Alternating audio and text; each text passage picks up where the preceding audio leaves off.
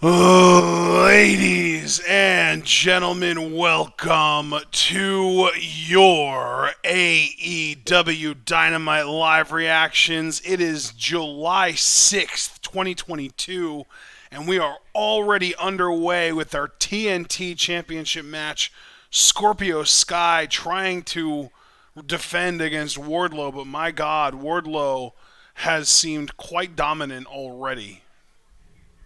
Yes, he has said the TNT Championship is what he dreams about. Had Scorpio beat for it a while back until MJF and his cronies kind of cost him the match at the time. Well, MJF is no longer a problem.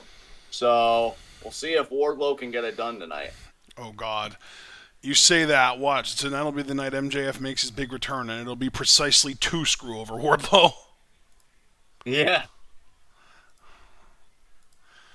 That doesn't seem very likely, but it would be crazy if it happened. indeed. I like the idea of Scorpio as TNT champion, but I'll be honest, All American top team and just like everything going on with them. I know they got over the Kazarian Sammy business, but all of it's kind of tainted the title for me. I feel like Wardlow winning would be kind of a reset Clean for the slate. championship. Yeah, I agree. Yeah, exactly. See, you get it. I definitely agree with you on that, my friend, for sure. Oh, Oh, Scorpio Scott. Wow, what a bump there. Jesus.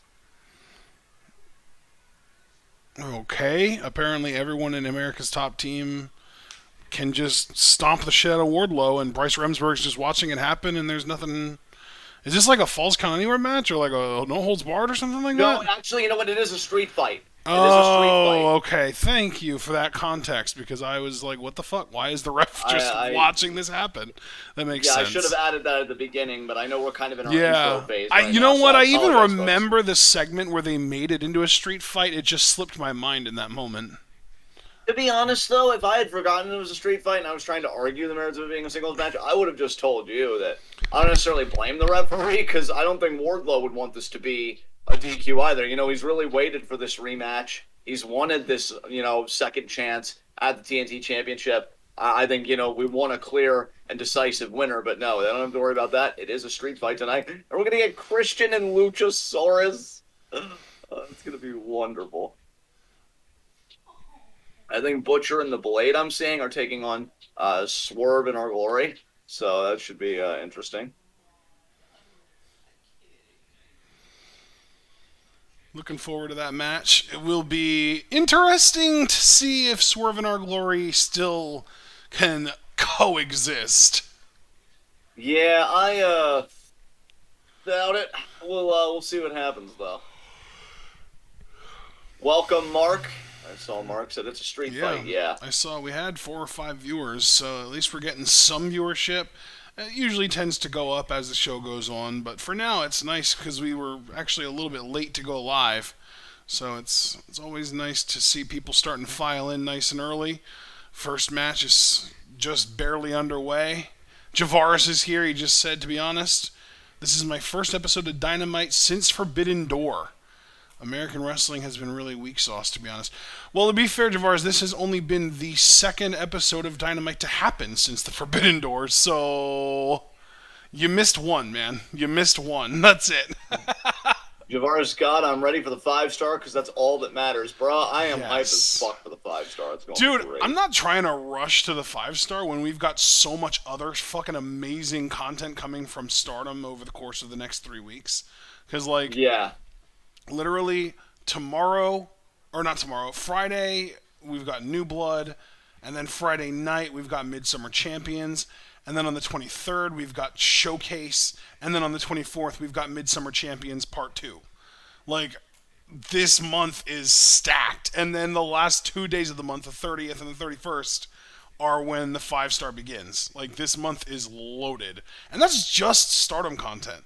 Like, TJPW has a show literally between the two Stardom shows on Friday into Saturday, and I'd like to watch some of those matches as well. I'm into that too.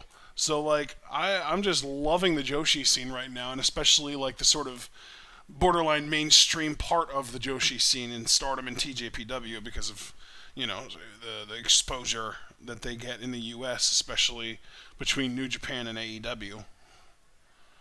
Or Stardom just kicks all type of ass. I'm right there with you, brother. Yeah. Dude, I really the show this Saturday. If Momo wins the world title, that's gonna go somewhere on my year-end award list. I promise you. What a sent on by Wardlow! Holy shit! Oh, I really like the little ticker that they had at the bottom there. They showed the results from AEW Dark, and then they plugged their little general manager game on for mobile. That's really cool. They need to use that ticker more. Yeah, definitely. Who's this now? I don't know who any of these people are at all. No, But I don't know their Wardlow names. is kind of running through them like they're security guards, and I love it. Yeah. Damn, that was a Everyone's big son of a bitch. Holy hell. Everyone's a security guard in Wardlow's world. That guy's bump was kind of nuts, honestly. Oh my Oh god. my god. Damn. Oh, Scorpio has the title. It's all legal. And there it is. He's going to kick Just out, saw the right? belt shot. Cover. Please kick out. Good. Okay, good. Scorpio sold that really well. And if you're gonna oversell someone kicking out of something, make it be a title shot to the face. Yeah, that works. Yeah. I hate that shit where someone is like, oh, I hit a mid-match move that I hit in every match that I never win with, and they kicked out. WTF? Yeah. Uh-oh, Scorpio got knocked into Lambert! Spinebuster! Damn. Oh, wow. You saw, by the way, Scorpio take imaginary straps down, right? Right before he went for that move? No, I didn't see Yeah, that. dude, Scorpio, like, grabbed at his shoulder and pulled an imaginary strap down and then did it to the other side, and then Wardlow got to do it for real. Oh, Wardlow pointing at the Powerbomb title. number 1! Oh, shit! Are we gonna stop at 1, or are we gonna keep going and stall until Maxwell can come out and ruin your day?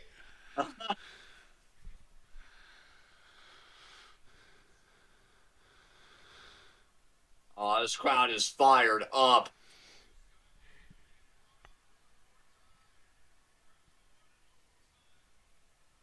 Powerbomb number 2.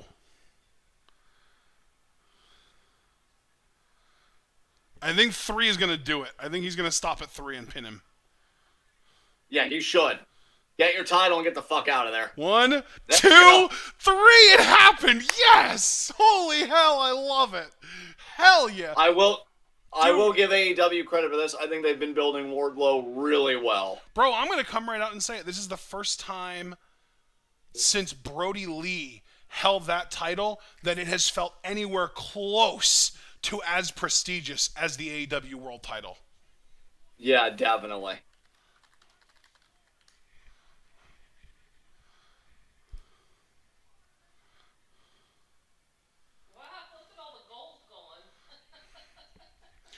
Maybe Miro. Maybe Miro was close, but I don't even think he was as close as Wardlow and Brody Lee were. I really hope that given Wardlow's presentation and everything else, he really gets that TNT title to where it needs to be perceptually. Dude. Well, because here's my thing. Who's going to beat him? Exactly. That's the thing is, like, suddenly the TNT title is on someone that feels unstoppable. Like, you could put the TNT champion against the world champion, and it would be like even odds. Like, how do you pick in that match between Wardlow and Moxley right now? I don't know. It's like a coin flip. Exactly. Yeah, I definitely agree with you there. I think we might even, like, if Vegas were making the odds, they might even lean Wardlow. Yeah. Oh, speaking of Moxley. Yeah, God, wow. That was not a coincidence, I swear. It couldn't have been. AEW knows what they're doing.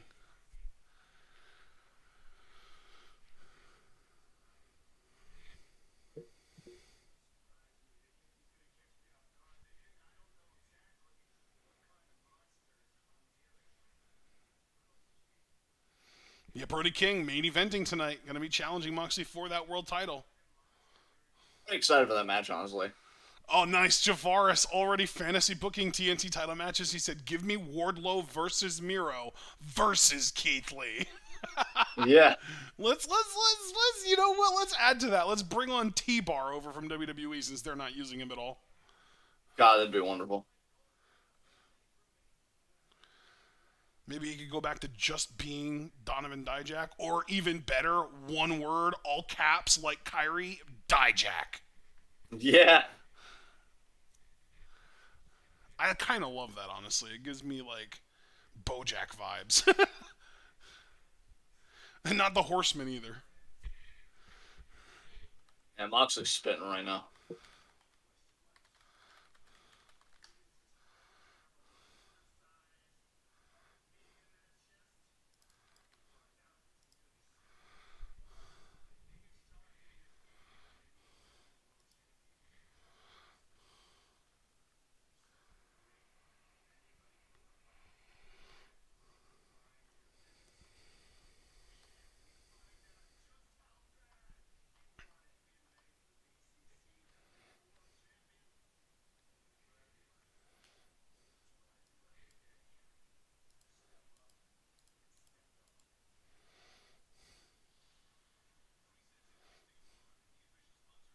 I love listening to that man talk. If he wasn't so reliant on fucking blood, he'd be one of the best things going today, bar none. Unfucking believable, that dude's talent.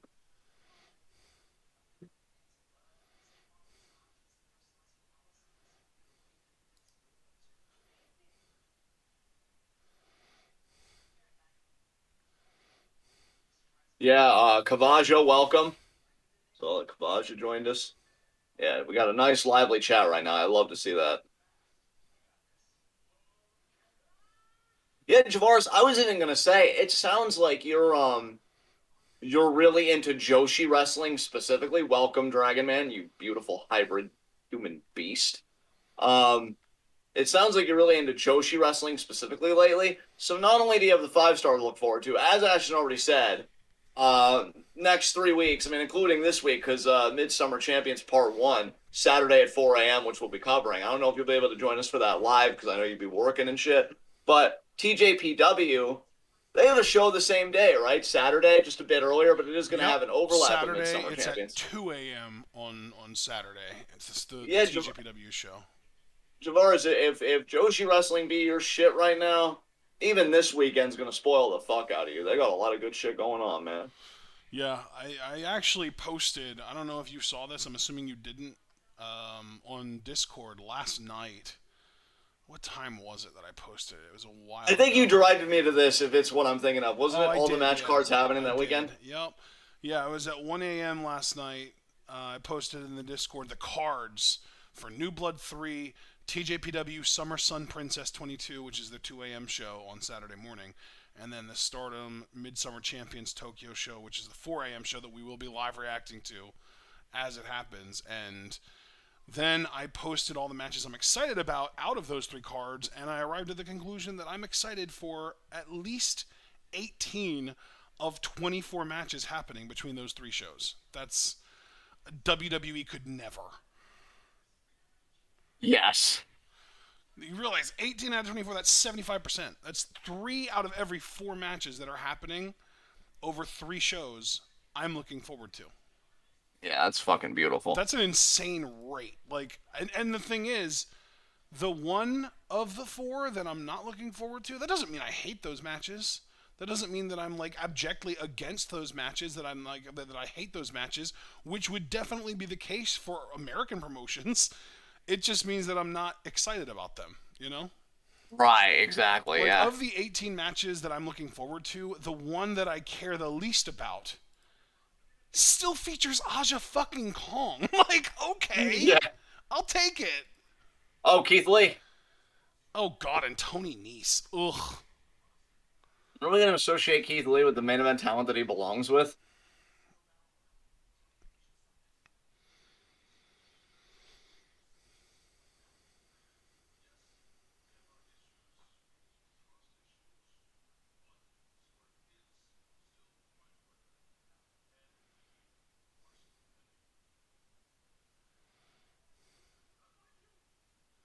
Unlike you. Yes, Keith, tell them.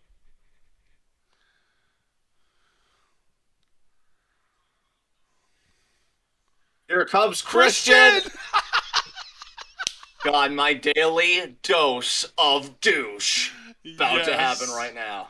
Da-da-da-da-da, da, da, Tell everyone again how da. Jungle Boy has no father. Worked everyone. It literally says worked everyone on his Tron. Holy shit. I might have gone down. I'm not sure yet. It's Nope. either like, okay, nope, still going. Worked everyone. It's so funny because his original catchphrase in AEW was outwork everyone. Oh, Luchasaurus now! Oh my god, this is a thing and I love it. They should bring back the old V-Buddha mask. Damn. I love these two as a pair. Yeah. It gives Destroyed Serpentico in 49 seconds on last week's Dynamite. Paul Bearer Kane vibes. It really does. And, dude, what did I say about Luchasaurus when we first saw him on Lucha Underground? Kane. The first words out of my mouth Yeah. were 90s Kane vibes. Yeah. All come full fucking circle. This might be an improvement, though, because Christian doesn't have to be a caricature. He can just be a douche. Yes, and I love it. I want all of it. And he can still go in the ring, which means that he and Luchasaurus could be a potential tag team, which is another huge improvement over the Kane Bearer combo that I compared them to earlier. We're getting him on the mic. It's Kane Bearer plus.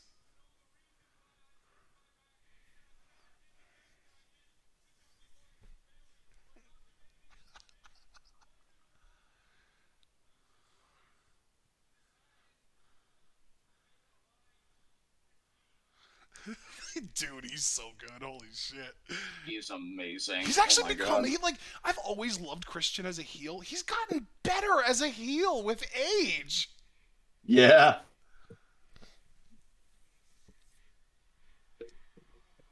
Uh-oh. Is Jungle Boy gonna come out now? Yup. Wait, this isn't Jungle Boy. This is Matt fucking Hardy? What the hell?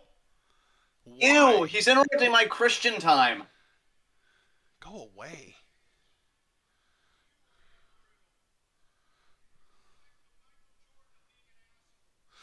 He is! That's a compliment.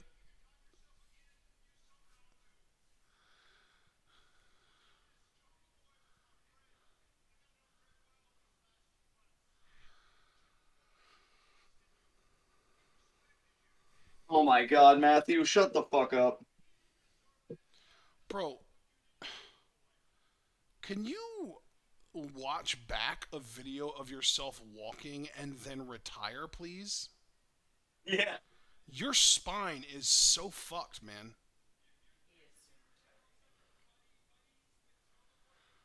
Compare Matt Hardy, like, even his posture to Christian Cage's. It's unbelievable the difference. Christian Cage looks so composed, and Matt Hardy looks like someone that's been taking ass bumps for the last 30 years. Yeah.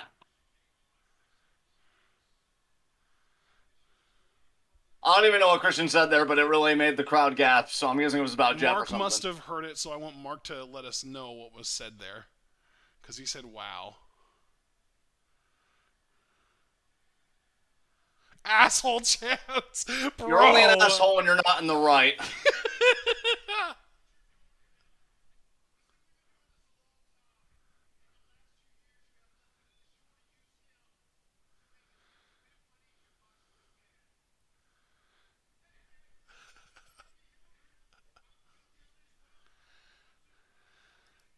He said you're making your brother look like the sober one.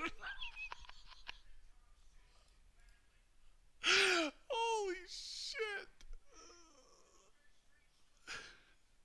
John, you're still there, right?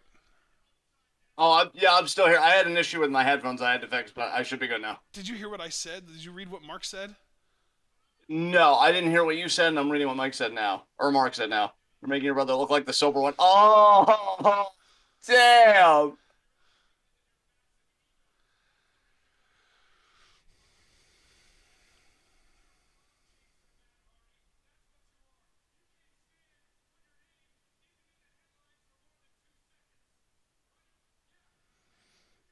I mean, Christian is speaking facts right now.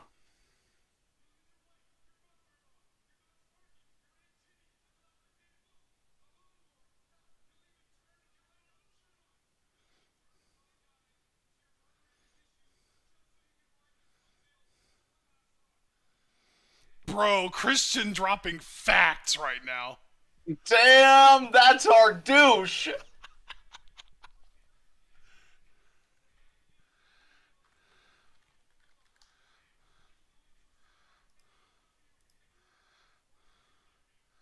Bro, corduroy jacket Christian is best Christian. Holy shit.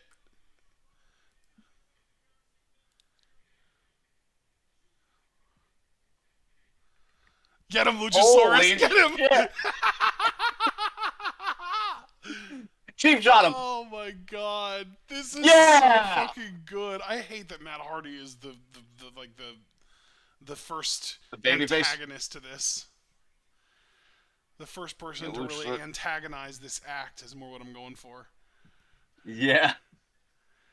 How is Christian consistently so right? God, he's given me a vision for what I've always meant when I said, Oh God, my- it feels so wait, good to did be Lucha- shitty to other people. Did Luchasaurus just big boot Matt's head into the ring post? Unfortunately, I feel like my stream kind of like died on me or was on a very long pause, so I just switched server. I'm trying to get back now. Hate that it always does it during Christian segments. Why are you depriving me of this? Oh, he just went through a table. Choke Yes. slam. Got him. Assert that dominance, Christian. Yes. I love how all the confetti from Wardlow is there too, and so Matt's just laying in someone else's confetti. He just patted Matt like, there you go, you're in the headlines thanks to me. Bro, this is amazing. Okay, now we get to sync up because you're ahead of me now that you switched servers. Hello? Oh, okay. Yeah, I'm trying to find a signpost. Okay. Tell me when you hear Regal say, I've never witnessed such horror, and tell me when he says horror. Oh, I think he already did, man. I think I'm ahead of you now. Okay.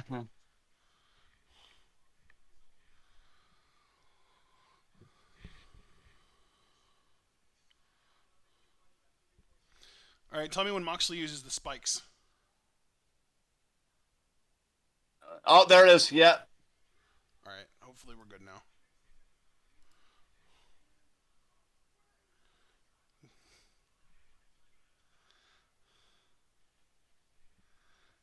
Oh, wow. Claudio and Hager? What? Oh, they've signed a waiver for this interview. Oh, no, my stream paused. I hope it didn't die. Yeah, mine too. Did it die? No.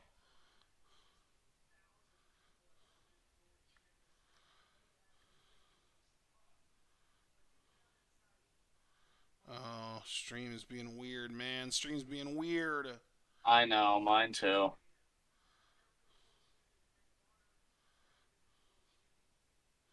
My audio, I think, is desynced now. It's all fucked, dude. My audio is not unsynced. My audio is fine. Yeah, I'm really bad. I don't know if I should refresh or what I should do here. Is yours all fucked up still? Yeah, my audio is completely desynced and stuff. Oh, I would try switching server then. Ay, ay, ay. And then you'll just have to signpost me again. Maybe with something that isn't dialogue.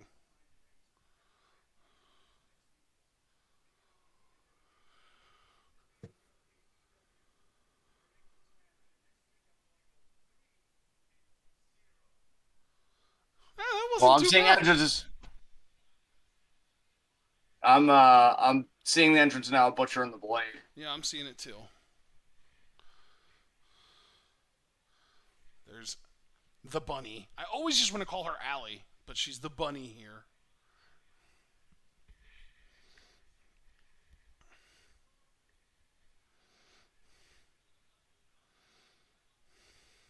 All right. Now I'm seeing Swerve and Argoria. Well, first I'm seeing Swerve. Okay, yeah, you are definitely still ahead of me.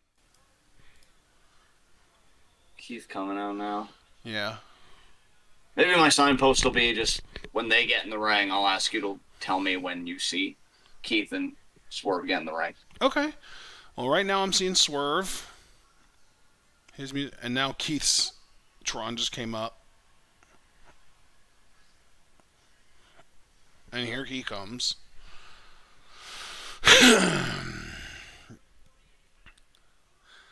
Are we basking?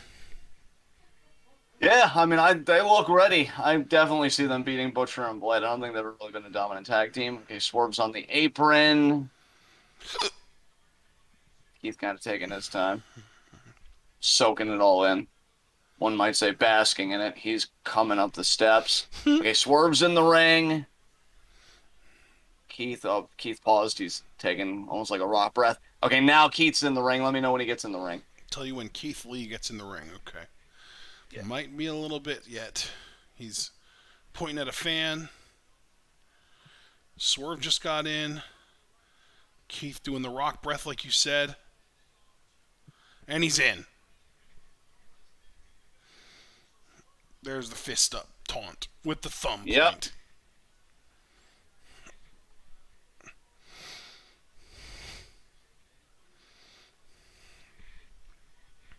All right. So over under, we'll say 7.5 minutes for this match. I'd say it'll go a little over. You're probably right. It shouldn't, though. It really shouldn't. The only possible advantage that the Butcher and the Blade could possibly have in this match is the Butcher versus Swerve, and that's strictly a power advantage, and he loses pretty much everywhere else. Yeah. But Butcher versus Keith Lee, you're just losing outright. Like, Butcher is smaller and weaker than Keith Lee, and being big and strong is what the Butcher is best at. So, like, you're just losing. This is just a loss for this team. Oh. Butcher there. Oh, Keith tossing him there. See, like, Butcher is the big man on his team, and Keith Lee just tossed him like a bag of potatoes. See, Butcher knows it. Butcher knows he's outmatched. He went for a damn chair. That's why he immediately went for a chair. Yeah. He knows that they are not winning this match.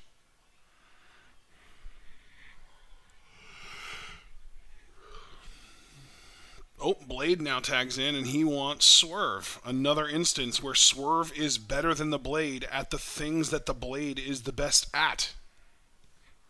Yeah, like this kind of shit. A little technical shit. Yeah, Swerve's got you beat there for sure. Swerve's quicker than you. Swerve's faster than you. Swerve's more technically sound than you. Swerve thinks faster than you. Like, you're just fucked. Yeah. Down. Oh, that leapfrog was ugly. That was not good. I'm wondering if that was just like a miscommunication, if that wasn't supposed to be, or like what was going on there. Oh, Blaze, he held on there. Tripped him up. Look at That Swerve was nice. the trip. Beautiful. Into the side headlock. Very good. Oh, wow. Hair pull. Really? Penta Ref? versus Roosh tonight. Oh, wow. That's exciting. What do you think of that team name, John? Thunderstorm. Eh. I know. It's literally the lowest hanging fruit, but I kind of dig it, actually. Why do I feel like it's more about Tony Storm than, the fucking women's champion? I mean, I'm not sure. I don't know, man. I don't know.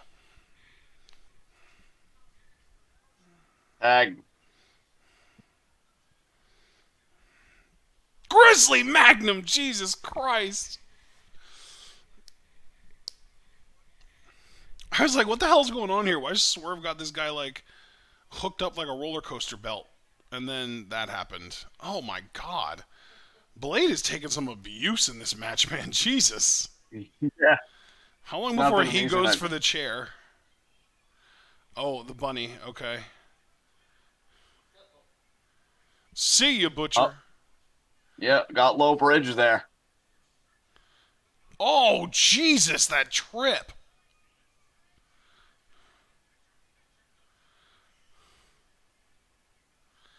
These two teams do not have very good chemistry with each other.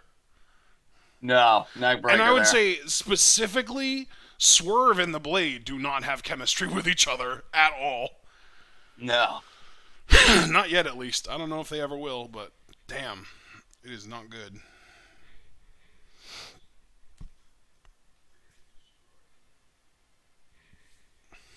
Mark said, like the video for Christian putting Matt in his place. I don't understand why they don't give Christian more TV time. Because, like, you go from that to Jake Hager and admittedly Cesaro, who I do like, but Hager did most of the talking. Yeah. And now Butcher and Blade, and I like Swerve in their glory, but, like, you know, I just think Christian's one of the best things about the show right now, honestly. I think right now, you're absolutely right. But I think, it makes sense to invest in acts that might not be amazing right now, but could be eventually, Of course. Of course. Yeah, I mean, if you don't do that, you don't have a show for very long, so. I mean, we can't just dedicate a whole AEW program to Christian. Unless. Yeah, I was going to say, are you sure about that?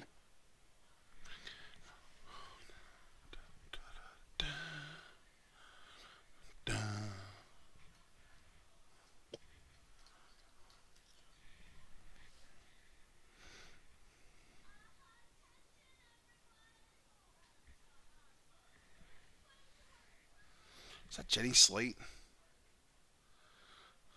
Sounded like her. Butcher now at the knees to Swerve.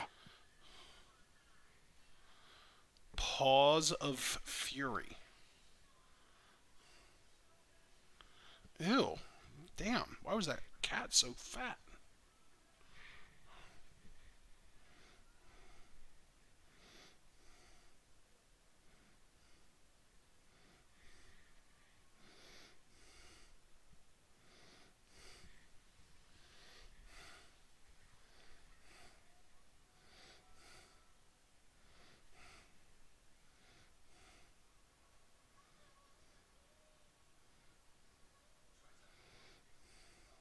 Butcher and Blade now isolating Swerve.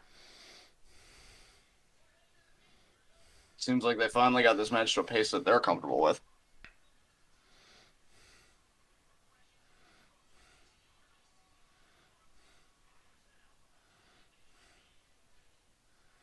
All right, here we go. Butcher versus Swerve now.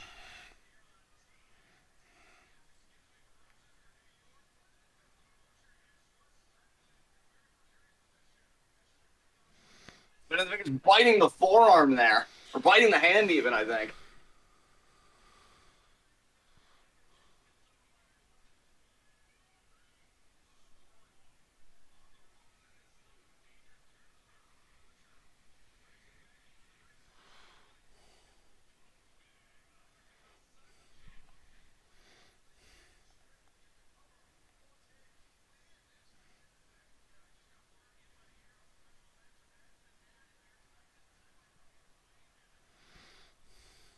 The Acclaimed and the Gun Club are in action tonight.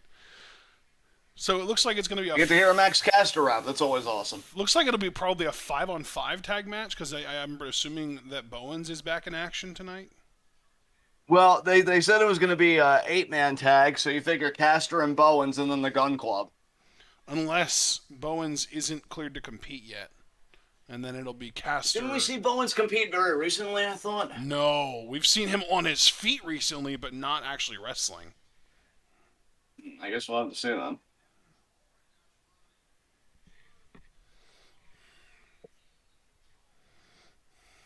Because I know they did something recently where Billy Gunn came out with the Acclaimed. I don't know, though, if that was like... You know what I think it was? It might have been that Rampage Battle Royal. I think Caster was in it and not Bowens. Yes. Oh, a little miscommunication there. Blade pulling Swerve into Keith with a pounce. That's not good. Oh, you're ahead of me. Well, I did just have a hiccup. Stunner there. Takes him down. I'm trying to find an appropriate signpost. God. The bump Swerve took off that pounce. Jesus. Swerve on the middle rope. Tell me when Butcher throws Swerve into Blade's kick. All right, he's picking him up. He's throwing him. There's the knee. Lariat. Oh, Pin. 1, 2. Kick out.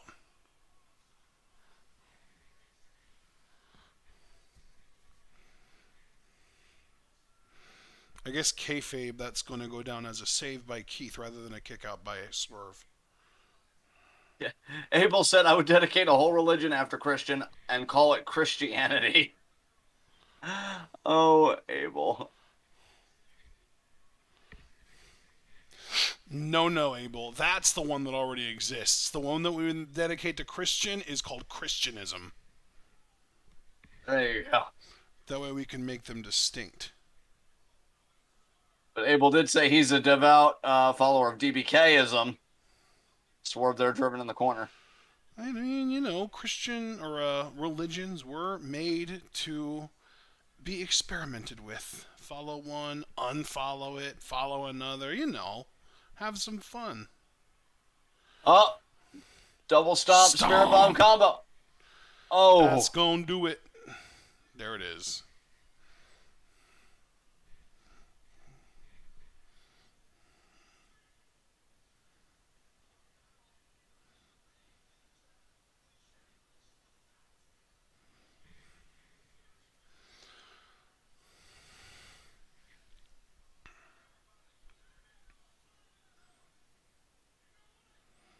Who the I just hell's interrupted talking? him. Oh, Hobbs. The hell are you pissed off about?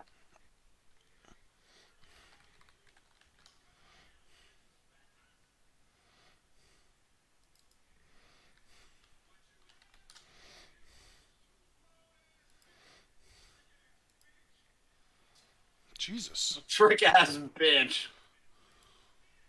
I'll be chuckling that for myself for a while.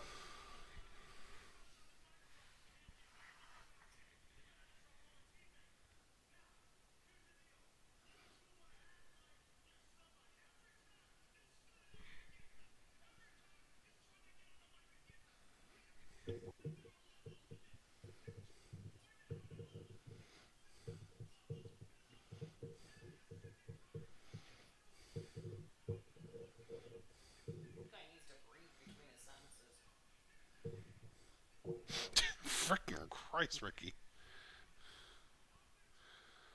Ricky giving hardcore Ric Flair vibes. Jesus Christ. Who's coming out? Bucks? Yeah. I wonder why, though. Well, I mean, they are the AEW Tag Team Champions. Did Ricky bring up the titles? Well, he said, we're going to show you who the best tag team is, but I would assume the best tag teams are the ones that hold the titles. Oh, right.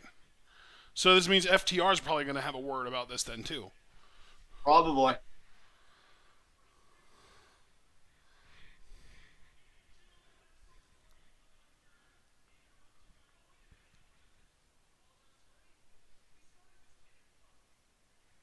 Oh, my God. What a Jarrett move.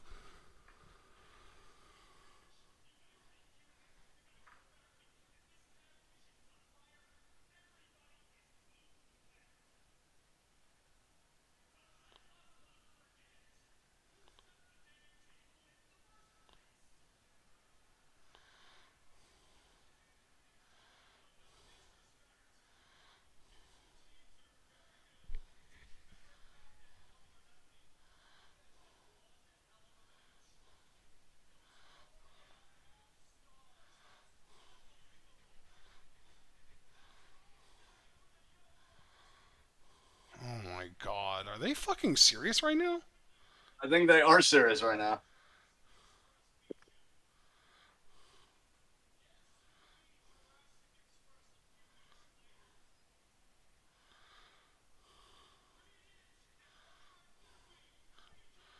Mother effin'? I mean, they're not actually going to say the word on television, so I don't know. So don't say that part at all. Just say, read it and weep.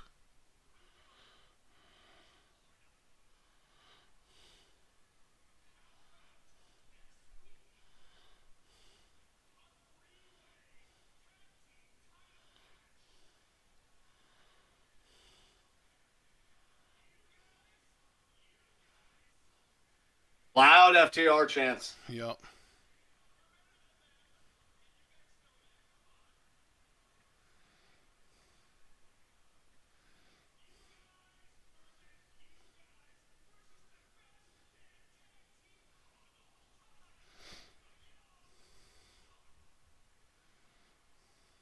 I can't believe FTR aren't coming out. Yeah. What the hell? The crowd was even rooting for FTR to come out. AEW must be saving the ultimate clash between Bucks and them for the AEW tag titles. Then why even have this fucking match if all it's going to be is a fucking stat patter for the Bucks? I feel like it's just kind of thin the herd out. Once the Bucks beat these teams, and then FTR can do the whole, well, you beat those teams, but can you beat us kind of thing. That's just frustrating. We got a House of Black vignette.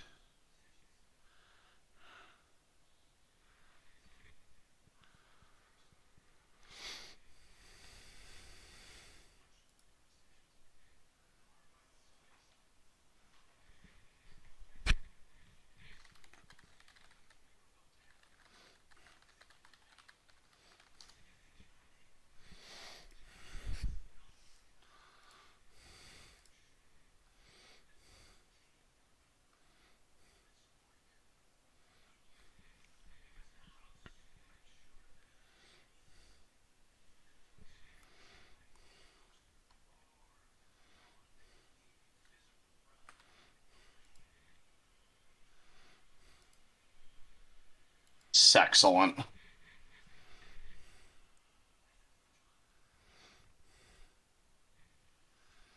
That's going to be so fun. I can't wait for Malachi to get his fucking shot at it. It's going Yeah. to be so good. Yeah, for sure.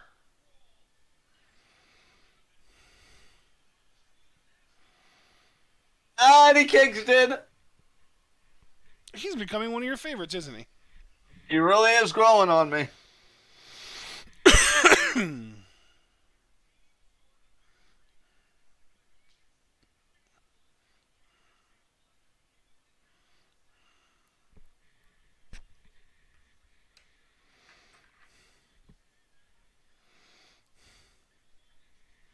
I think Kingston's going to be setting up the blow-off match with Jericho here, because I know he wasn't satisfied with how Blood and Guts ended.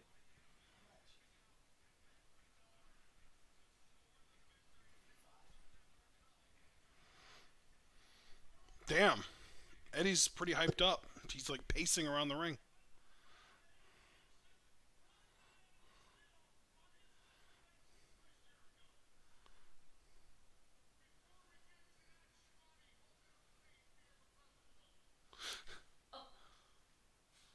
Yes, Edward.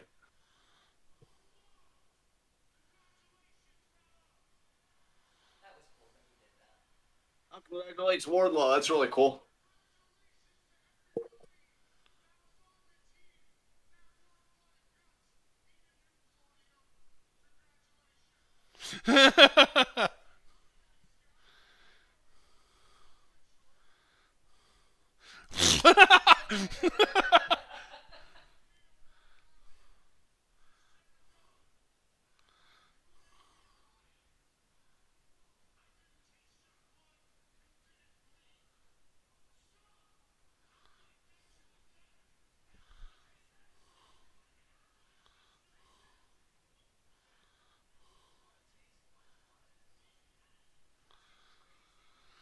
What's going to happen here?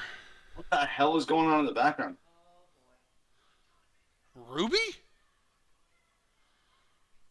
What the fuck? Well, she's friends with Kingston. Okay, but why was she like climbing up the car so weird?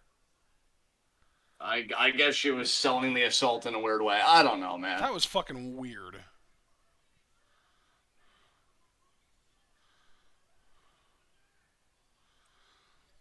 We're really using Ruby Soho as a fucking woman in a refrigerator now?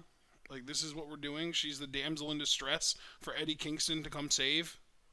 I mean, to be fair, I'm sure she'll like get her agency back in a revenge way, because she did interfere in Blood and Guts to neutralize Ty last week. So it's like part get back at Eddie Kingston and get in his head, part get revenge on Soho for meddling in the match to begin with. Yeah, that's I fair. feel like I feel like it would be worse, right, if they just knew about her friendship with Kingston and attacked her just solely on that premise. But at least they actually played that friendship out in a way where she exercises agency and her competency as a wrestler to neutralize the threat in the match. So Yeah, I can be more forgiving. yeah, that segment was just weird though because it looked like Ruby was supposed to be wanting to get into the vehicle, but like she was resisting even though nobody was like physically putting her into the vehicle. It looked like she was like fighting whether she wanted to get into the vehicle or not, and then she just randomly placed her hands in the perfect position for the door to slam on them, and that's just it. This is why, honestly, and this may be a potentially controversial take, if you really wanted to like not only make the beatdown more believable and stuff, this is the time where I feel like intergender violence, like in wrestling, really pays off. Because if all of the JAS were like ganging up on Ruby and then like picking her up and like getting her arm in the car, and then Ty does slam the door, so she does like the critical Yes. damage, right? Then when Kingston's having his match with Jericho, you might even have Ruby come out with a cast and like beat everybody with it, like get a shot maybe Kendo on stick even. Bernard or fucking Ange, whatever his fucking name is, and then of course the biggest beatdown being for Ty. So yeah, I feel like they could have handled that better, and we need to be more open to intergender in wrestling because I feel like it would really help moments like this actually. Yeah, So I've agreed with you about a lot of things. This is one of the things I agree with you most on.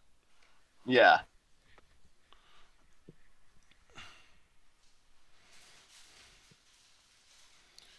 Javaris, why they keep doing Ruby like this, man?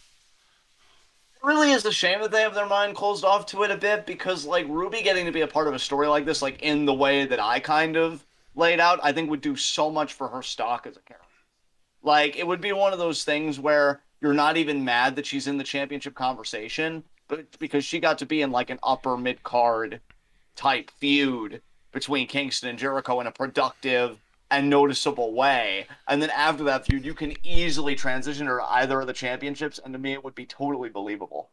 It's like, well, yeah, she'd be challenging because look what she just got done doing. She had a hand in beating JS's ass. All right, what do we got next here? I'm forgetting who is it that Ruby is more affiliated with between BCC and Eddie Kingston? Kingston. Okay, that makes sense then.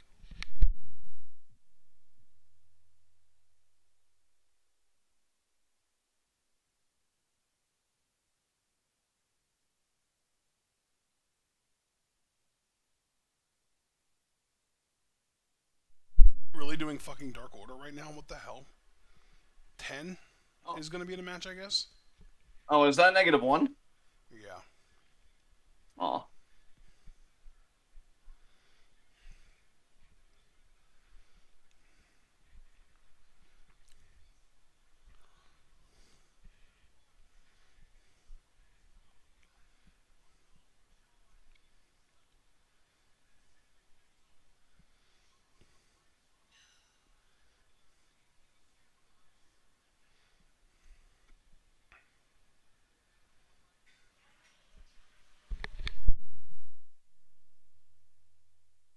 I feel bad for Dark Order, man. The releases they've had, obviously the loss of Brody, not just to the group, but to really all of pro wrestling, because he had so many friends on every side of the aisle. And I feel like when Brody was around and he was the leader, it just felt so much more legit. I need to go back one of these days and rewatch the AEW World Title match he had with Moxley, because God, I think that was one of the best matches that championship has had. And they just feel like so adrift right now. They need to be like recentered in some way. I'm not saying like give them a main event push or anything, but like something needs to happen. So let's see. Maybe this is the start of something.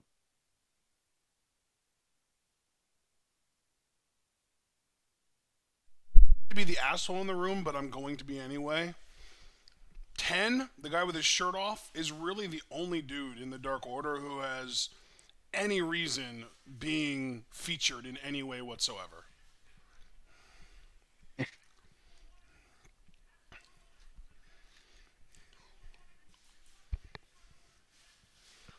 Like, I would have said Stu Grayson before he got let go is another one, and his pairing with Evil Uno always kind of worked because they had so much history and chemistry with each other as a tag team.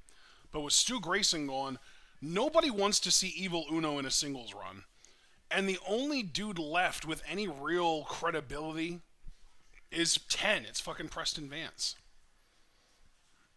Yeah. Like, Silver works as a comedy act, and Reynolds and Yeah. Silver work as like a lower card tag team. They're cool. Anna Jay, I do not like. I don't think she's very good. And yeah, Preston Vance is like the one dude that if you're going to feature anyone in the Dark Order, it would have to be him almost.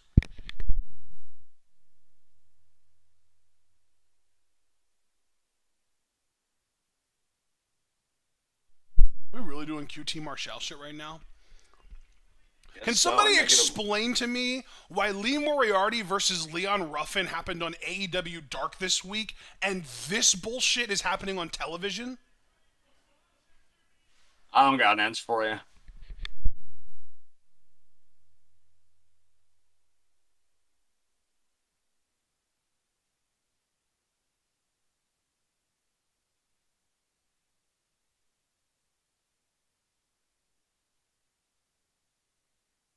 Wait, is he gonna fight -1? Are we really doing this?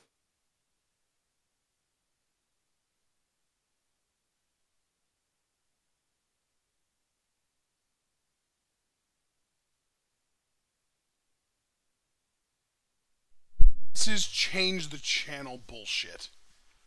Oh, Hangman Page, finally something I give a shit about.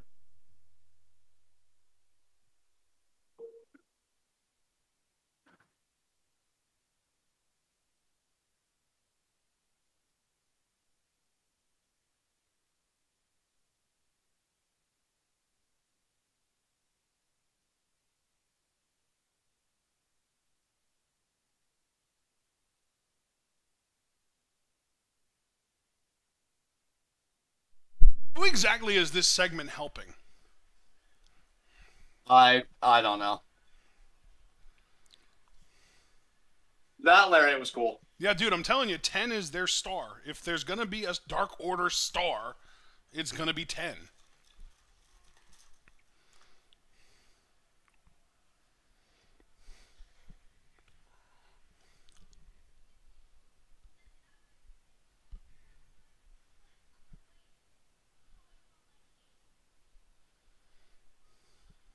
Wait till I'm 19, he says.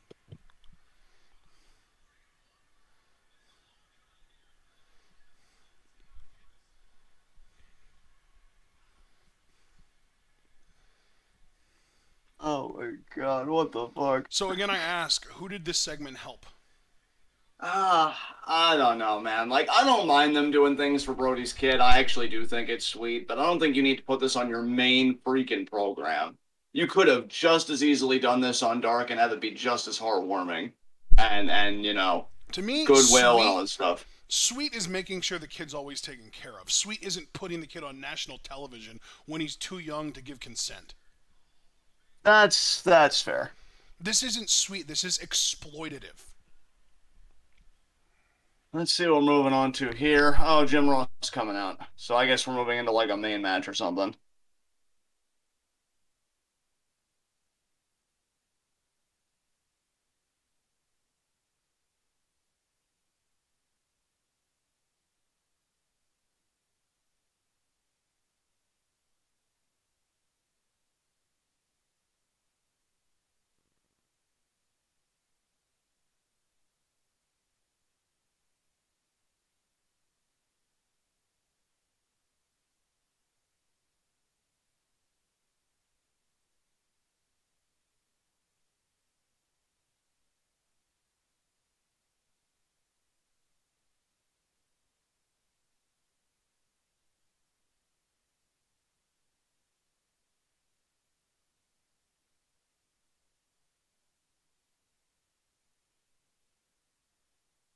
Yeah, Mark, I don't get why they're giving Jim Ross entrances on every show now either.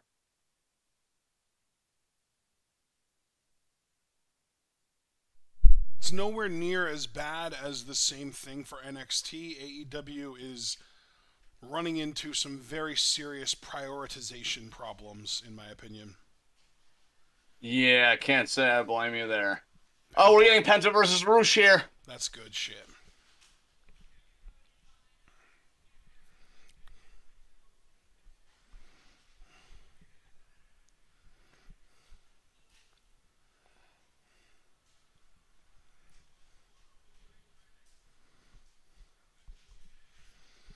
Tavares, why would you even ask that? He's not on the roster. What do you mean?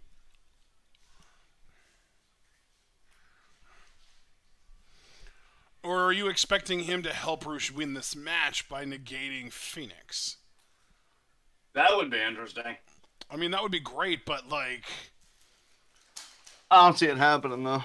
I don't know why you even get your hopes up for something that is in absolutely no way even likely to happen, much less probable to happen.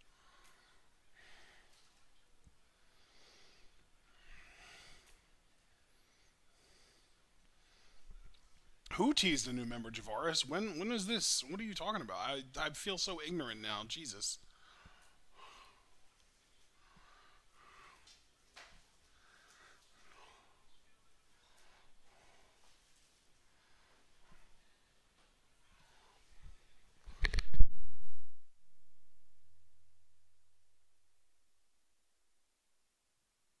Love the mask. That's fucking awesome. Wasn't he known at one point as El Toro Blanco, the White Bull? Yeah, that's what they called him here. Oh, they did? Nice. Excalibur, yeah, he called him that, and he said, the White Bull. That's awesome. And I like why we're getting this match, because this is a follow-up from Rampage where Roosh and Penta simultaneously got eliminated because Penta took them both out. Took himself out and took Roosh out.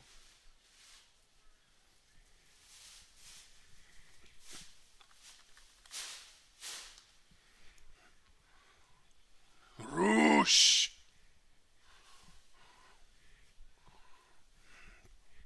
Fucking beast. Yes. Interesting that There's the bell.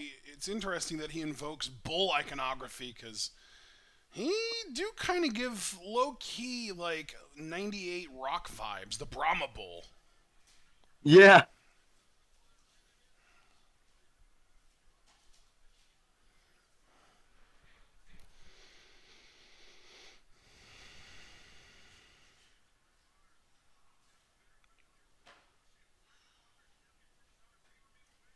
Nice.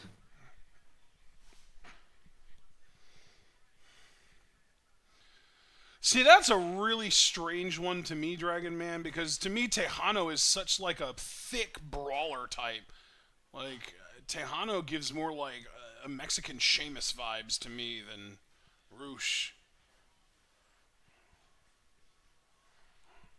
Penta.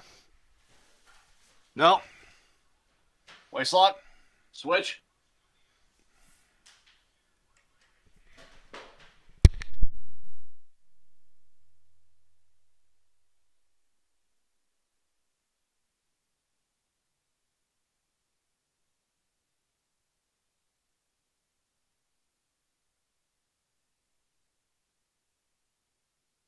Nice overhand chop again by Penta there.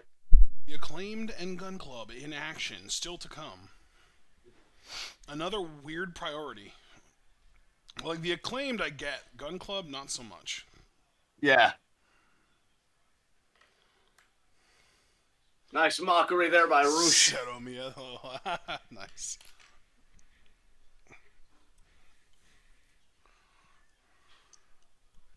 Just stomping on Penta's head. Rolling in.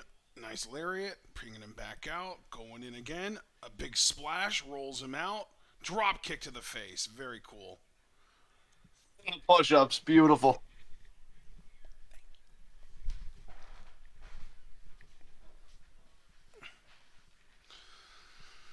All right.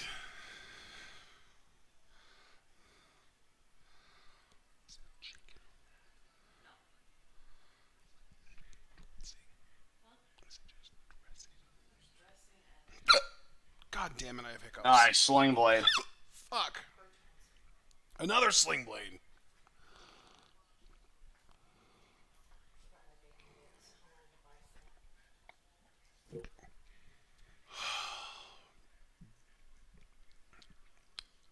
Nice dive there by Penta. Damn, that was really good. Full body on body contact there. Also got to give credit to Roosh. His positioning was impeccable there. Hey, man, they teach him well in CMLL. Oh, shit! Jose and Abrahantes are going at it. Jesus. Didn't expect that. I don't know much about Jose, but I am definitely a fan of Abrahantes. He's fucking great. Yes. And Jose seems pretty cool. Jose seems a little unhinged, honestly. Like, I feel like he gets involved in a lot of Andrade's matches. Hey, I like managers like that. I think that's the biggest complaint a lot of people have about Paul Heyman. Like, at this stage of his life, like, he's still an amazing talker, don't get me wrong, but, like, you're very rarely going to see the dude take a bump or do a spot with somebody. And, seeing that Jose isn't afraid to get his hands dirty, like, I like that. Same way, like, I love Zelina when she used to, like, Hurricane Rana people into steel steps or something, Yeah. It's always nice when that manager goes the extra mile. I always loved it when Zelina did that, so I can't necessarily disagree with you.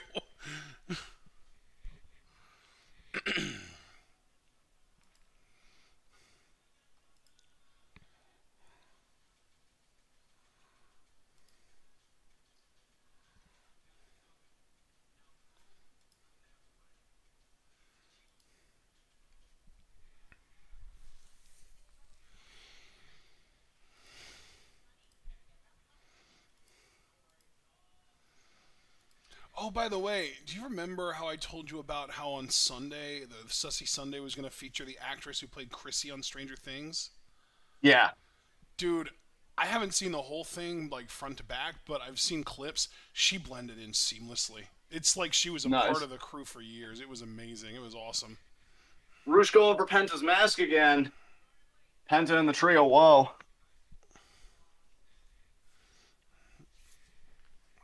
Kind of makes me excited to go back and rewatch Stranger Things with her, like, being someone that I feel more familiar with now. You know what I mean? Yeah, absolutely. Oh, there's Grace! It's like, we knew her as Chrissy first, but now we know her as Grace. Indeed.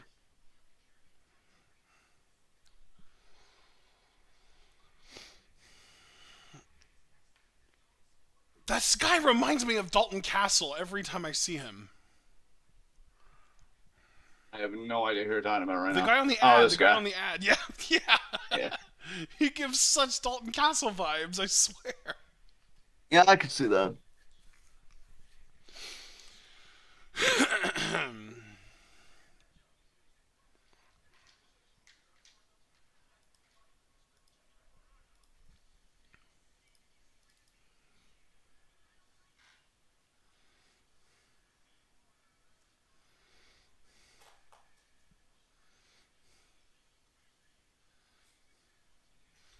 Rampage, Fridays at 10 on TNT.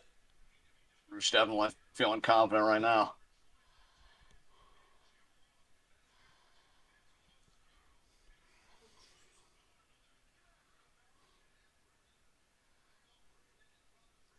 Oh, go behind. What a German. Beautiful by Roosh. Penta, backstabber. Oh, what a power slam. I think Penta might have been thinking about another sling blade. Porque yo soy Pedoscro, el cero miedo. I miss Luchon Underground, John. Yeah, it was great when it was around. Another long blower there. I miss it so much. Oh, he's in perfect position for a top rope move, and Penta's just like, nah, I'll go for a pin instead. I don't really blame the pin there because you can clearly tell that Penta's exhausted, so it would have been even more of an expenditure to climb the ropes, drop down with like a double stomp, and then initiate a cover. So he's like, you know what? While I'm gathering myself, let me at least try for a pin. And he's really kicking him in the face here.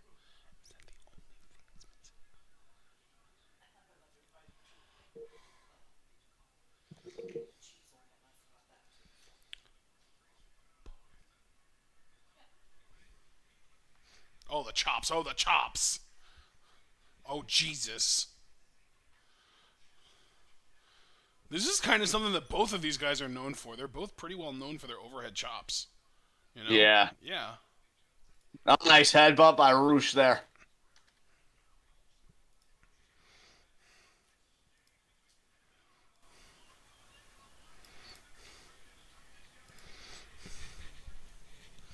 Holy Nice knee. jumping knee, and they both go down. Damn. Crowd's loving this match. You can see that. I'm loving it. Definitely been a high point of the show for me. Looks like at least 20% of the crowd were just clapping openly for that spot. At least. That's like a minimum number.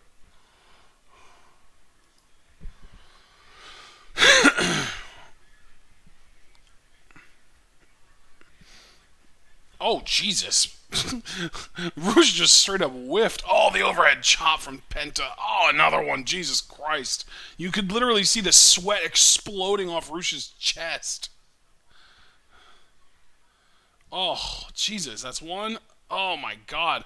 Switch it up. One. Chop. Nice. Oh, he tripped him. Oh, he's just stampeding on his shoulders. I love it. That was great. That was a really unique move. You don't really see that often. I mean, it's simple, but it's different. Front slid by Roosh. He's saying this is over. I'm not so sure about that. Isn't Roosh's finisher just running knees in the corner? Yeah, I wonder if he changed, though, because we know Andrade does the running knees. True. I hope so.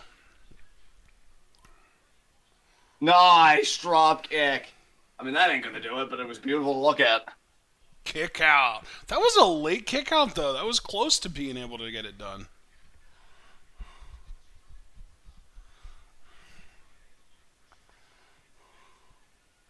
You know what? Where's Dragon Man? Dragon Man, if you're still here, seeing Rush's face, like, on, like, an HD camera for the first time, like, really cleanly, I actually see what you mean when you say you get Tejano Jr. vibes now. I actually see it. It's not in his style at all. It's strictly in his appearance, and I do get it. He's not as thick as Tejano, but he does have some facial features that are similar. I do see it. Oh, he's flinging double knees. Oh, but Penta up. Penta's just alive. Cutter, Jesus Christ. Oh, cutter there. Oh, Rush's finishes a running drop kick in the corner. Okay. The fuck? He's really intentionally doing this close to the ropes so that Roosh can get his foot under? Bruh. Andrade actually put his foot up, and here comes Fenix now.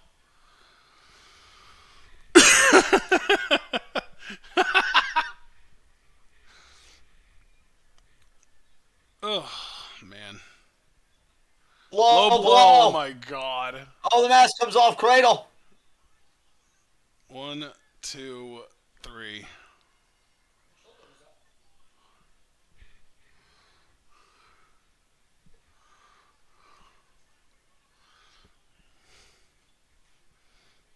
Disrespecting the culture and the Nads in one foul swoop is Roosh, and he gets the win.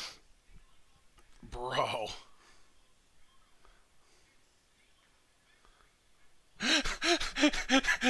Bro, did you see the little move that they just did to hide Penta's mask? That was brilliant. I love that. Yeah. Oh, Death Before Oh, Dishonor. all right, Death Before Dishonor. Lethal. That's happening this month, too. What the fuck, man? This month is ridiculous.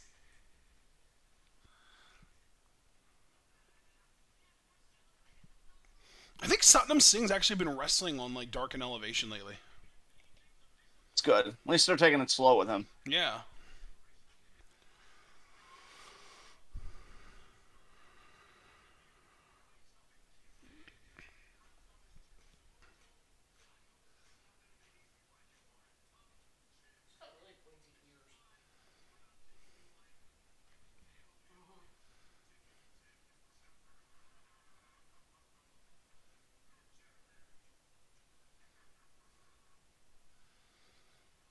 Okay. World Television Championship. Who is the... Oh, it's Gresham, right? Gresham is the world champion for, Yeah. for ROH. And Yuta's the pure champion. That's right, yeah. Should have been Moriarty, man. Should have been Moriarty.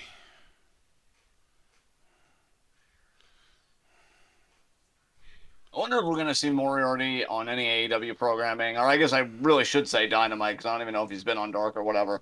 Well, no, dude, Before like the I next five said, minutes. literally this week, like as in last night, Moriarty versus Leon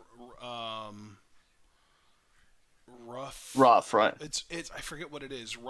It's Ruffin. I think it's just Ruffin.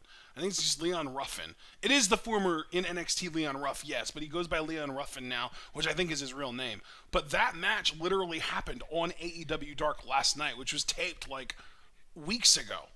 And I'm just like, why the fuck is this match happening on AEW Dark? This match should be exposed to television audiences. Yeah. But if Moriarty's on TV, then we won't have any time for Dan Lambert, so. Or apparently fucking QT Marshall in the Dark Order. Yeah. That's the thing, right? Is like, oh, the WWE always uses the excuse of, oh, when we have the matches on the YouTube show, they get more people to watch them because it's, it's free and anyone can watch it. And it's like, okay, but this is AEW we're talking about. We can literally see the view count on the video. And while anywhere from 800,000 to 1.1 million people generally watch Dynamite, it's more like 150,000 to 300,000 watching Dark and Dark Elevation. So just straight up, you're depriving your fans' eyes of being able to see Lee Moriarty do what he does.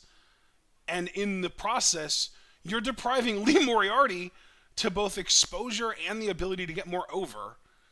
And you're depriving yourself of being able to create a star. I don't get it. Yeah, and it's funny too because clearly when AEW gives some act shine on Dynamite, like there is an effect and there is a carryover effect on top of that. Like look at Konosuke Takeshita. The few times they featured him on Dynamite, I feel like his profile really kind of blew up, and I think more people wanted to see him because they saw him on the big stage. Now, nothing against Takeshita. I think he deserves it. I'm a Takeshita fan, so I don't use him as like a negative example of like, oh, you give that guy time but not this guy. No, like he's proof of concept. Takeshita's a talented dude, and they let him show that on Dynamite. Takeshita is a guy who worked Dark Elevation before getting TV time. But the difference is, Lee Moriarty has already been on TV. He was on TV to the point that he literally, like, there was like a big moment for him when he was like offered an AEW contract that was, I don't know if it was televised or if it was exclusively put on social media, but like it was in front of a crowd. Like literally Tony Khan came out and offered him a fucking contract in front of an audience, like either during or after a show. And like they just dropped the ball with him. They just don't do anything with him anymore. It's weird and it's frustrating. Yeah. And now we've got the best friends in Danhausen.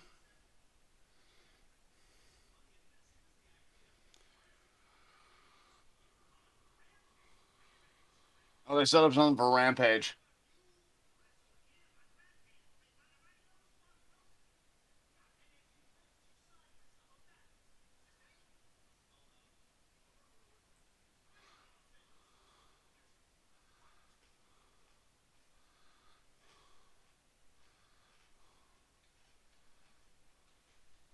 I wonder how long they were going to do that. Oh, here comes the rap. Oh, here we go. The Acclaimed. Oh, and Bowens is wrestling. Sweet.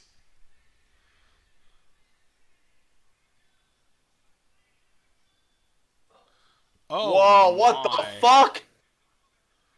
I was waiting all night for this, you dicks.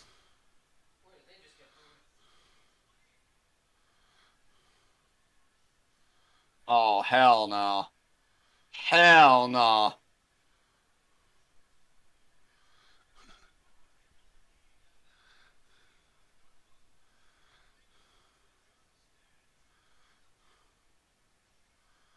Sorry, Billy Gunn thinks the Acclaimed is cooler than you. Maybe suck less as sons. Wait. Are you fucking kidding me?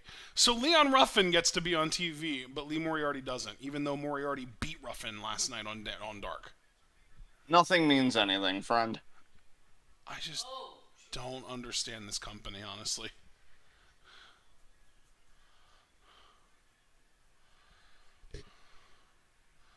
And we're getting Bear Country, too. That's great. Bear Country, who were also on Dark last night.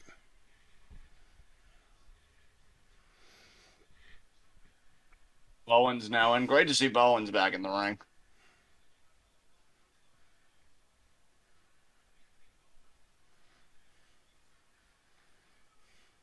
Yeah, Kavaja, we got robbed of rapping because Gun Club is like, wait, let's get some heel heat on this. And they just took the mic from Caster, so that hurt my soul a little. This is Fuego del Sol. He looks so tiny. Yeah. Like, he literally looks Marco stunt-sized. You know, -1 was talking about, I'll wrestle you when I'm 19. I feel like he'll look like Fuego del Sol.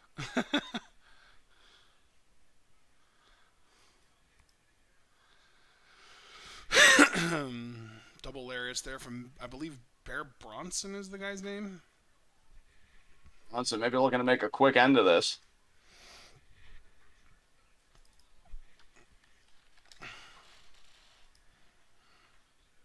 Oh, sit out choke bomb. That might do it, actually.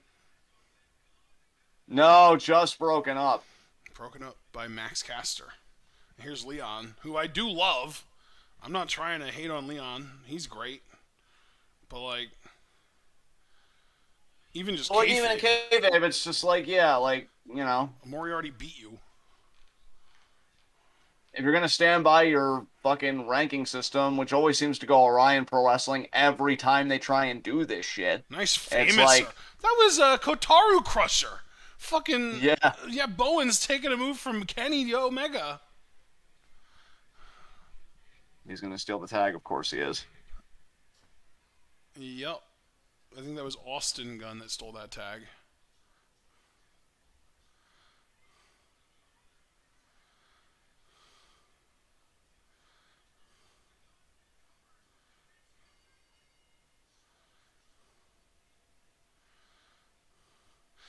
Billy.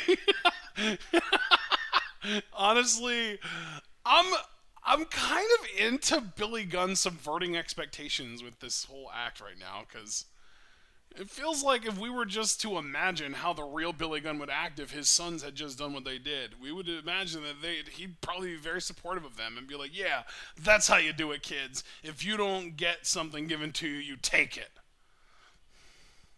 Oh, I know they're beating up the Acclaimed, and we know Billy sided with the Acclaimed last time. Yeah.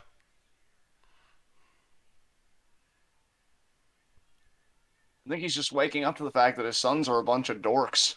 He's gonna turn on the Acclaimed here. Watch. Yep, there it is. Yep. Called the shit out of that. We scissored. Is he gonna hold up the scissors? There's no way, right? He is. Scissor me, daddy ass. No, yeah, he's gonna hit him with the famous hair. Oh my god. Oh, Jesus Christ.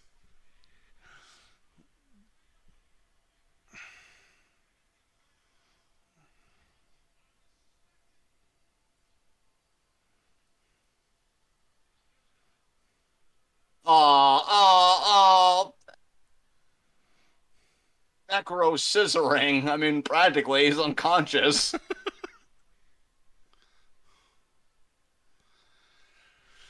God, this is such creepy male energy. What the fuck? Get it off the screen.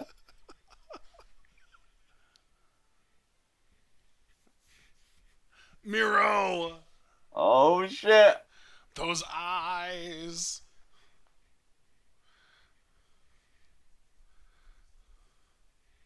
Wait, are we getting Miro Black? Oh, yeah, because of the AAW. Or no, wait, that already happened. He is the AEW. I think Miro got misted in the match, didn't he? Somebody got misted in that four-way by Malachi.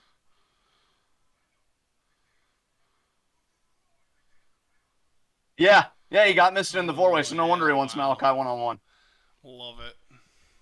Love my memory sometimes. I'd love your memory too, most of the time. Yeah. Maybe even all of the time, honestly. I don't know.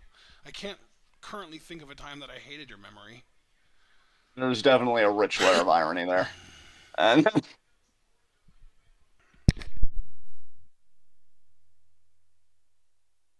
Moxley, Brody King. They said in a few moments. I wonder if that's like imminent or oh no, because we still have to do Thunderstorm versus Shafir and Rose. And here we go. Nyla? Oh, that's right. We got to get the Thunderstorm match in the dead zone. Good lord. Tony, for real, priorities, man. Jesus Christ.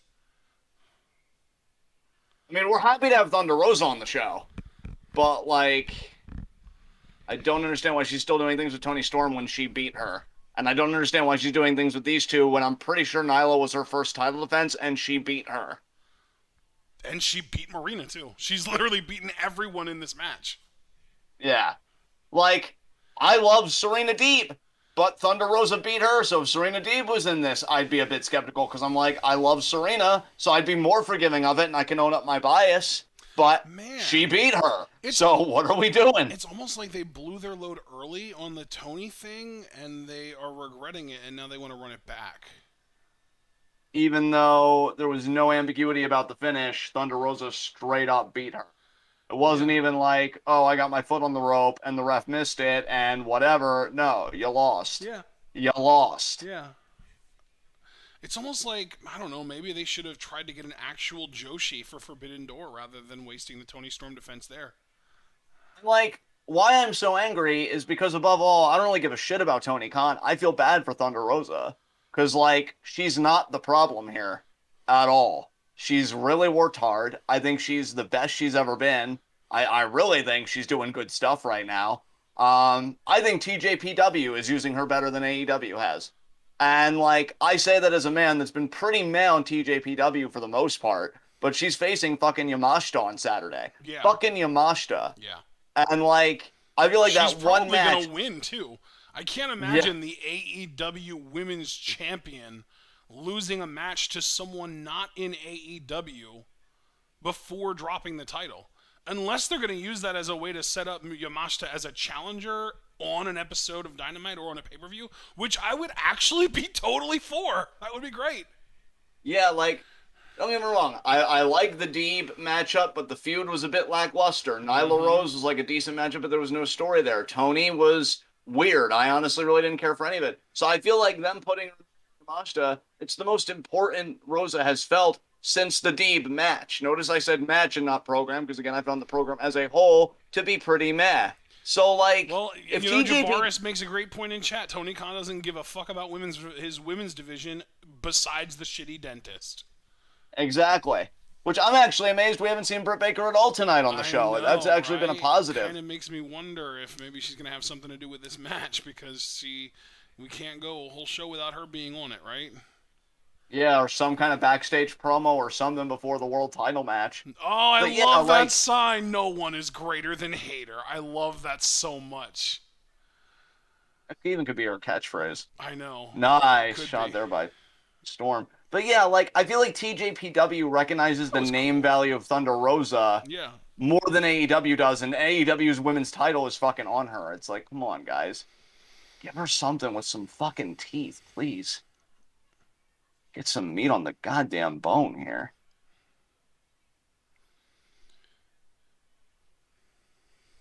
Because, like, even if Tony turns heel, because, and notice I said Tony, because honestly, I don't necessarily dislike the idea of Thunder Rosa turning heel, but I'd like her to have her championship run as a babyface. Right. Because I think people like her, and I think we want to like her. Yeah. But after she drops the title, if you want to make her some villain that ties puppies to railroad tracks, I'll fucking help you. I have issues. I've got stuff, confirmed.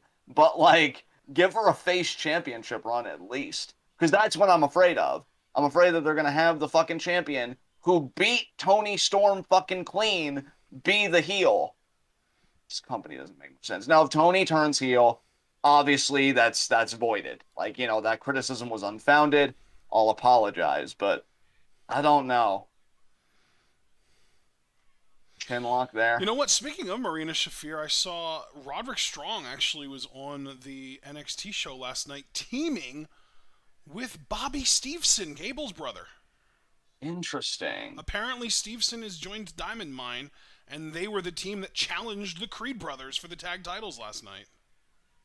Wow, all right. I actually forget what Stevenson's name is in NXT. Like, they gave him an NXT name. Yeah. And it's a cool name, too. I just forget it.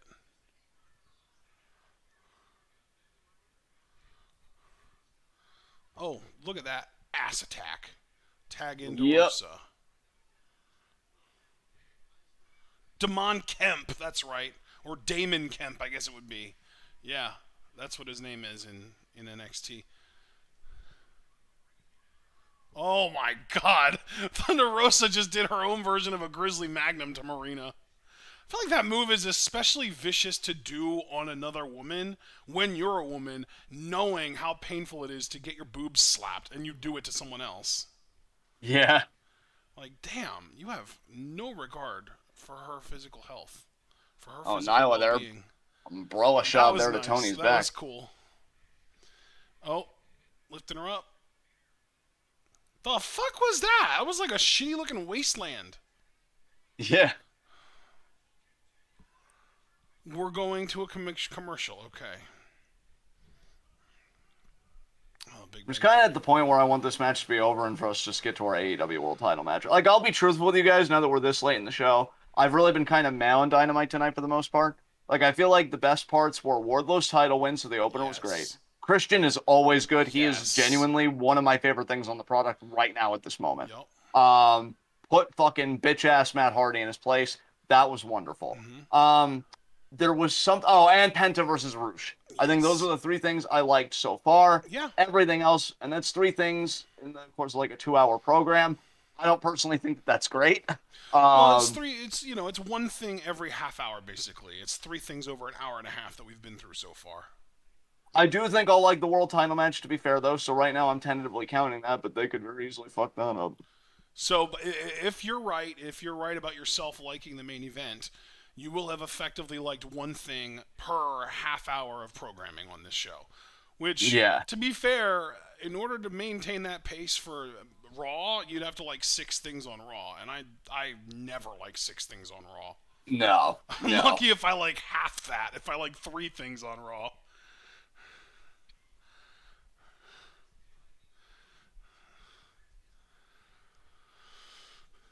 Especially because then, 2 of the 4 things that you will have liked over this 2-hour show would be full matches, and that's pretty significant. Yeah. So that's pretty cool, at least.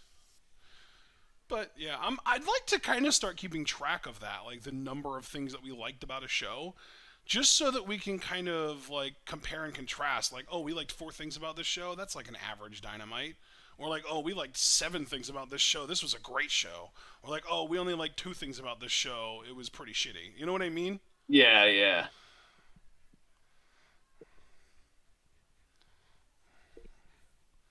SodaStream, push for better.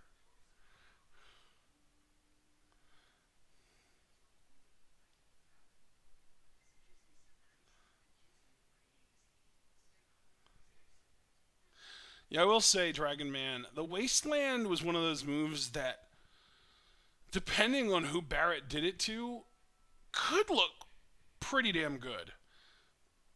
But, like, I feel like more often than not, it looked pretty rough. But this version of it was just so much worse, in my opinion, at least. Oh, shit, it's a fucking leopard seal. Okay, and that was a shark. Oh, when is Shark Week anyway? July 24th, July apparently 24th. it starts. I just saw it. Yeah, we both just saw it. I guess it's just the last week of July. Okay.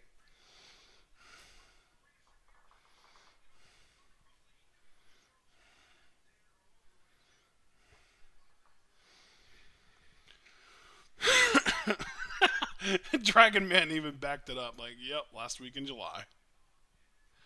Oh, here we go. Rosa on the top rope. Cross-body to Nyla. Very nice. Hip attack to Marina. I love it. Bruh.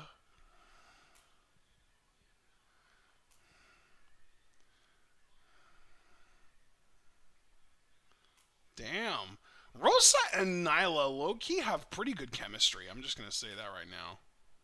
I mean, Nyla's definitely gotten better, man. Like, her match against Rosa wasn't bad at all by, like, any fucking means. Yeah, I mean, obviously it wasn't as good as Rosa's defense against Serena, but probably her second best defense, right? Yeah, I was just kind of mad on the Tony matchup. Really, the only thing that engaged me was I was honestly terrified Tony might win. Yeah, same. Another dropkick, damn. I kind of want Rosa versus, like, Knott's Boy. See who has the better basement It'd be fun. dropkick. Oh, Uranage. And there's the I mean, tag to it takes Marina. time. Uh-oh. This could be bad. She cartwheeled into us. What the fuck? Pump handle? Pump handle. Suplex. That was an interesting suplex. Okay. Okay, kick out, please. Okay, Tony broke it up. Nyla coming in to try and neutralize Tony. I swear. Nice DDT by Tony. Very nice. That was cool. Ducks the Marina Roundhouse. German to Marina.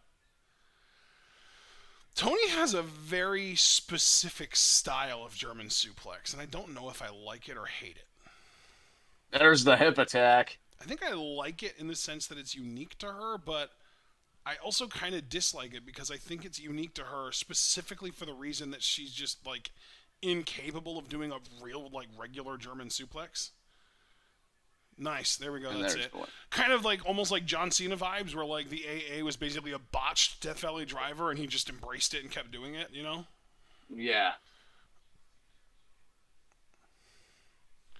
Have you ever noticed that though? That like when Tony throws a German suplex, it's always on a diagonal. She never does a straight back German like most people do. Yeah. We're gonna get a heel turn here. We're gonna get any kind of advancement here. I don't think so, dude. I think this was just it. Maybe a new contender. No, that's just it. That's just it. And Jade is backstage. With Stokely Hathaway, so at least we're getting something here. And I like Kiera. Jade.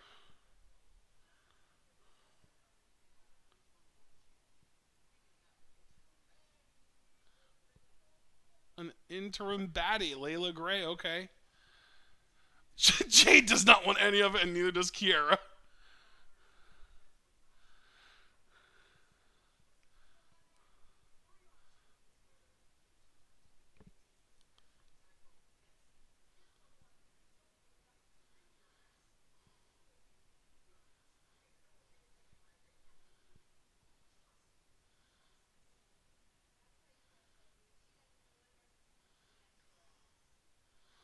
Oh, God. Oh, Tony gets off this week.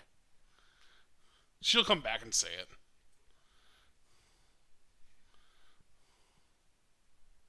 No, wow. Takeshita. Oh, it's Takeshita versus Kingston. That's cool. That's cool. I feel like, wasn't Takeshita the... Oh, Mercedes and Serena. Okay, that's cool. Lee, finally! Fucking finally! He's gonna be on Rampage. Against Gates of Agony. That's great. I'm not excited. Oh, Rampage actually looks solid except for this one fucking match right here. Yeah. OC's I mean, it's good enough, Takeshita though. versus Kingston. Oh, God. Fighter Fest is starting next week between Claudio and Jake Hager. Okay. Remember when Fighter Fest was a pay-per-view that we kind of slogged through? Yeah. So that's happening next week, too. Damn, okay. We're also advertising Ring of Honor Death Before Dishonor. Joe Lethal, that's cool.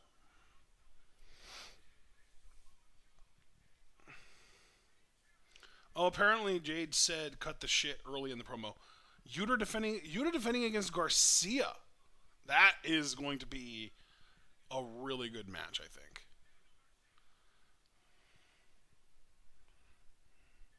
And here is Garcia. Marky Mark looking ass.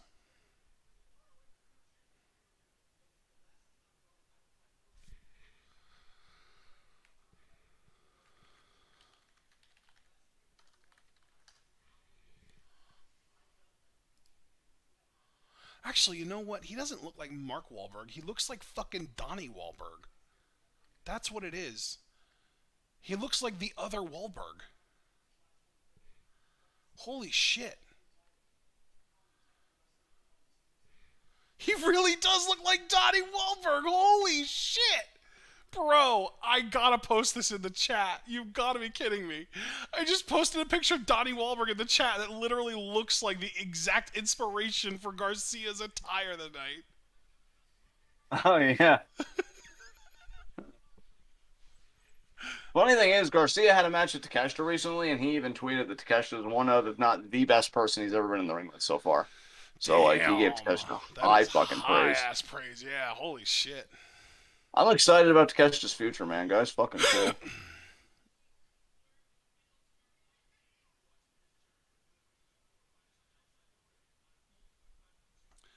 I will never understand that particular style of humor. Like the prank shit. Yeah.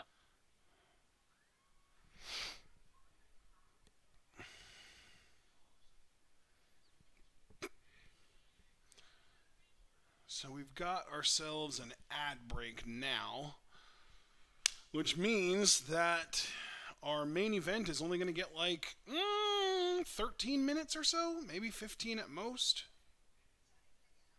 And we will have to see, I guess. Although I guess they can have an overrun. I think that is still like an option nowadays, but I could be wrong about that too. I don't know. I really just don't know anymore.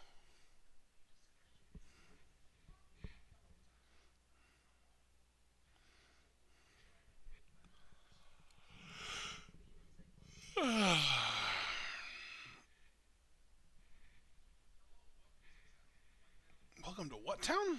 Wait, this guy looks familiar. I feel like I've seen him before. Toontown, maybe? Like Tune town? Doug Flutie. T-Town. It was T-Town, like testosterone, T-Town. Word of advice, y'all, never take artificial testosterone if you can help it, because then your body just stops producing it, and you have to be on it forever.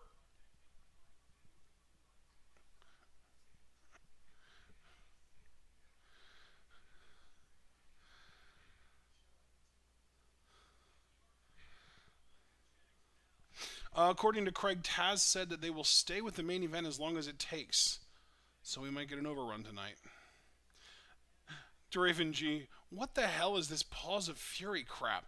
Where's my Hong Kong Phooey movie, damn it? John, do you even know what Hong Kong Phooey is? Because I don't.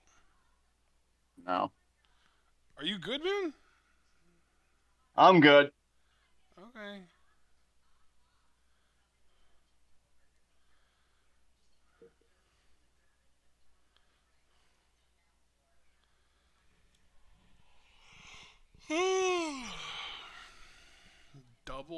Grilled cheese double cheeseburger. That sounds interesting. I would try that. Would you? Nah, I'd probably pass on that. You'd pass on a grilled cheese double burger? Yes. Damn. There's FTR. Yeah.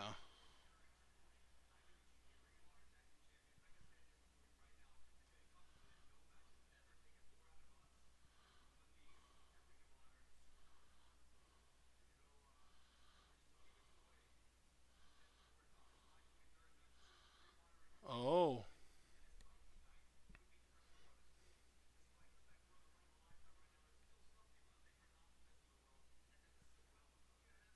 So where the fuck were you earlier when the Bucks called themselves the best? They're saving it, man. They're holding them back. It's gonna happen eventually.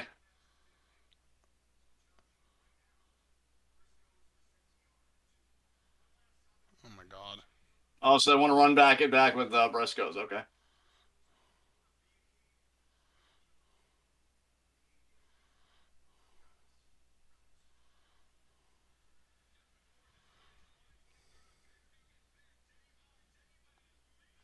Brody coming out first, as the challenger always should. Am I right? Yes.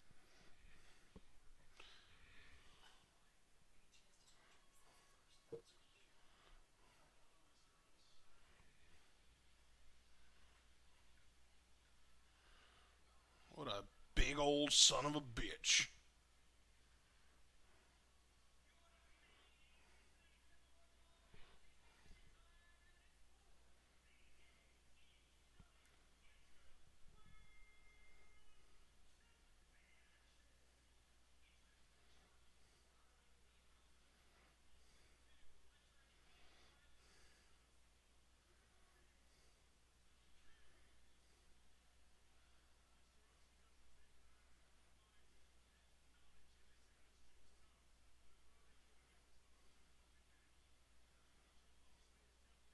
I love Regal being on commentary. Brody King looking ready for this one.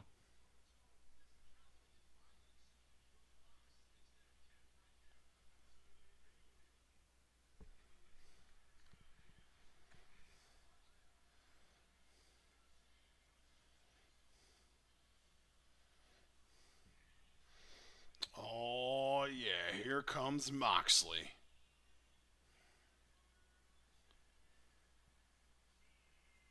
Oh, my God.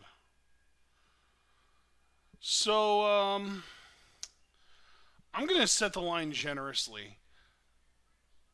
80%, over or under 80%, Moxley bleeds in this match. Over. You both said over. Jesus Christ, that's so annoying. Not that you were saying over, but that you're right. I even thought I was I being mean, generous. I'll give them this much. It would kind of make sense in this context because House of Black's whole thing is like, you're gonna know a pain that even goes beyond the physical and this and that. So I feel like to really make Brody look like a threat, which doesn't really make him look like a threat because it's so overused, they will have Moxley bleed. So You know what? I think, in my opinion here, if you were going to have Moxley bleed at all, it should be in some kind of post match after he retains to sell the threat of specifically Malachi, not Brody. yeah, Like, I'd prefer Moxley just didn't bleed at all, because in my mind, blood should be reserved for very personal blood feuds. Like, they call them that for a reason, and this ain't that at all. But, like, if you're going to be liberal with your blood use, at least also be smart with it, please. yeah.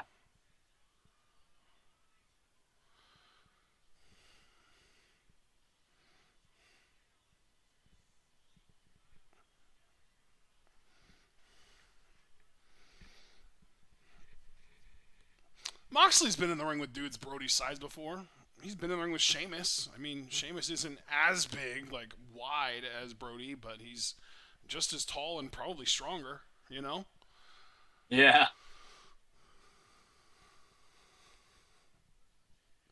Hell, Moxley's been in the ring with Drew McIntyre. McIntyre is probably taller than Brody King and way more shredded, which means most likely more strong, too.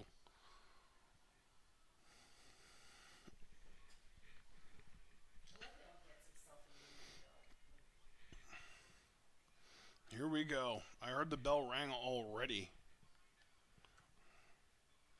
To be honest, I don't even think they're going to invoke the overrun personally, but I could be wrong about that. If that's the case, this match is only going like 10 minutes, 12 minutes. Because it is 9:48 and we are only like maybe a minute behind. So, 13 minutes tops. Oh, what a chop there by Brody. Are they definitely going to want to use that power advantage?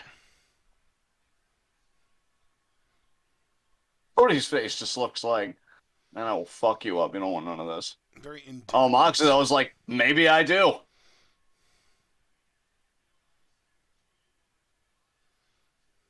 They are weirdly close to each other.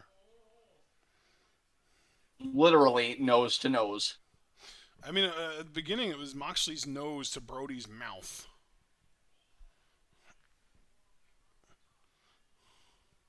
Oh, Now damn, he Moxley just threw the threw him ropes there. out. People big as Brody King should not be able to move as quickly as he does. It's very impressive. Yeah. Oh, hard in the barricade there.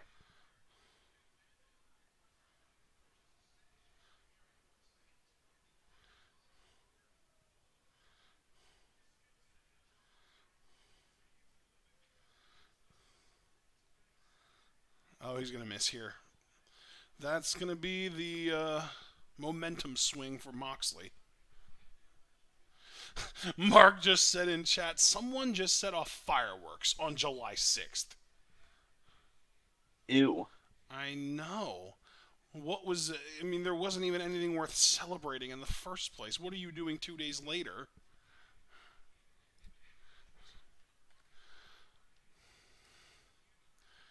Imagine having that much of a hard-on for imperialism.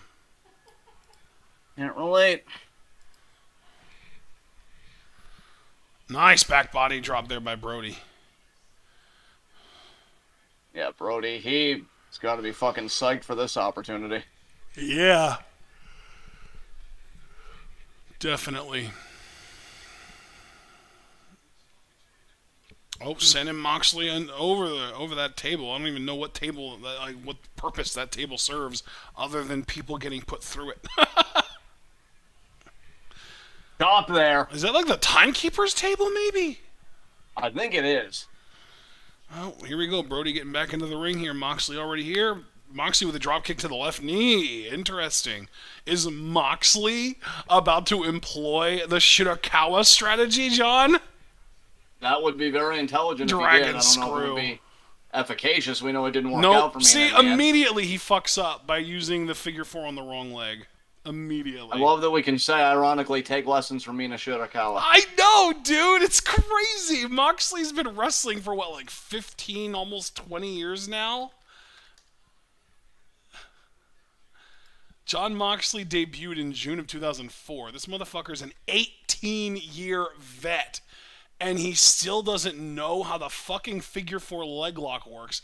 Meanwhile, Mina Shirakawa, who's been in the business for 4 years, does one perfectly to the correct leg. Consistently. Yeah, consistently, and it looks great.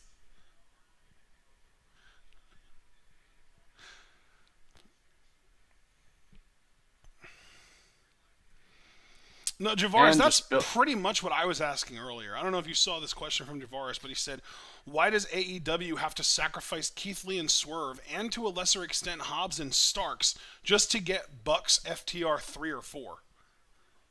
I would say, I mean, I agree with you guys, but in AEW's mind, it's probably like, oh, well, if we give the illusion the Bucks have beaten every other tag team, that'll make the match more prestigious because it'll be the collision of two of the best tag teams. It's like they were proving themselves to everybody else before they would finally have to prove themselves to one another, kind of thing. I really want to quote Ian Malcolm right now. Do you mind? Not at all.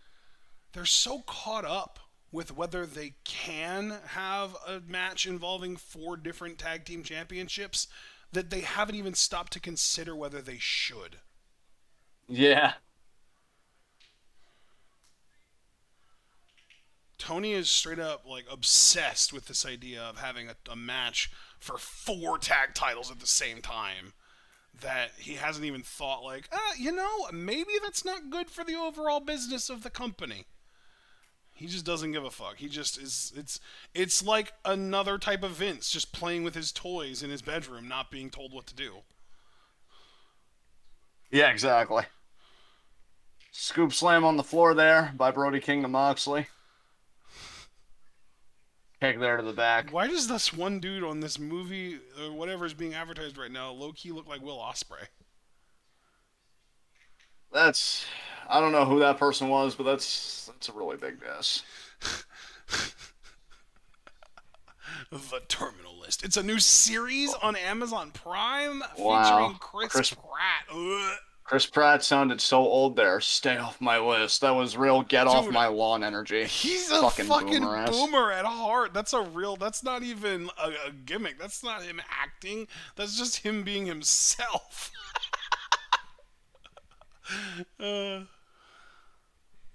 Nice strikes here by Brody King into the cover here.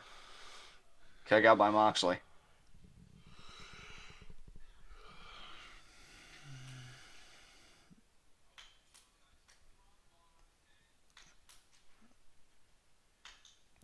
You know, Javaris, I wish I could disagree with you here, or I guess I should say I wish I could agree with you here, but I feel like SmackDown's ratings lately have been really fucking strong with all the titles on the Bloodline, so honestly, I can't agree with you.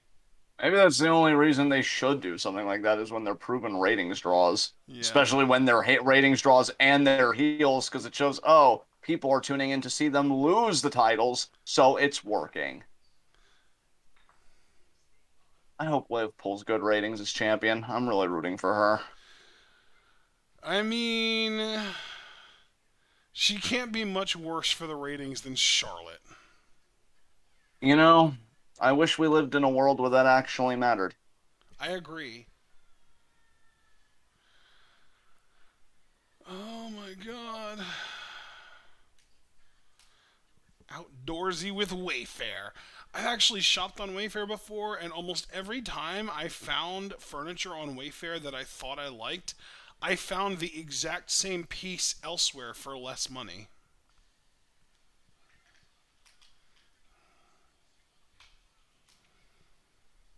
Are you just being silent for a reason, or? I had nothing to add to that personally. So I'm just waiting for us to get back to commercial because Brody King's still down. And there we are, because I was seeing the Rampage ad.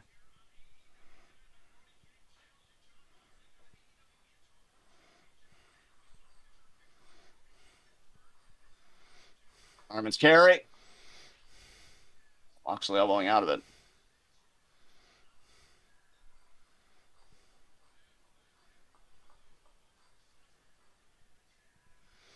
Oh, wow.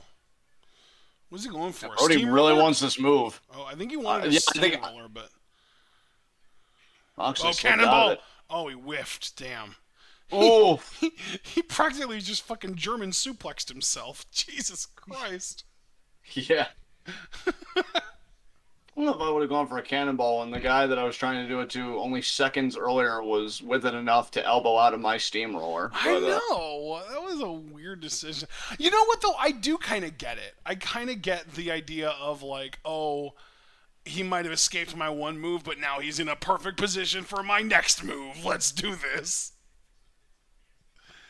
God, that's literally me in Brawlhalla, I swear. Right in the corner there. Like, I know he had the wherewithal to dodge my last move, but now he's in exactly where I want him for my next move, and then I hit you instead because they dodge and you run into the move somehow. Yeah. It's like, oh, right in the back there. You're just in the position for my weapon throw. Superplex. Yep. Oh, man, another shout out to Randall. Someone's holding up a backwards sign. Like, literally, there's no writing on it. It's just blank white sign. Oh, Larry misses. Uses that to escape. Moxley with a nice half and half. Dragon suplex. Oh, I thought it was half and half. I thought he had his left arm around the face. You may be right. I thought I saw a full Nelson there.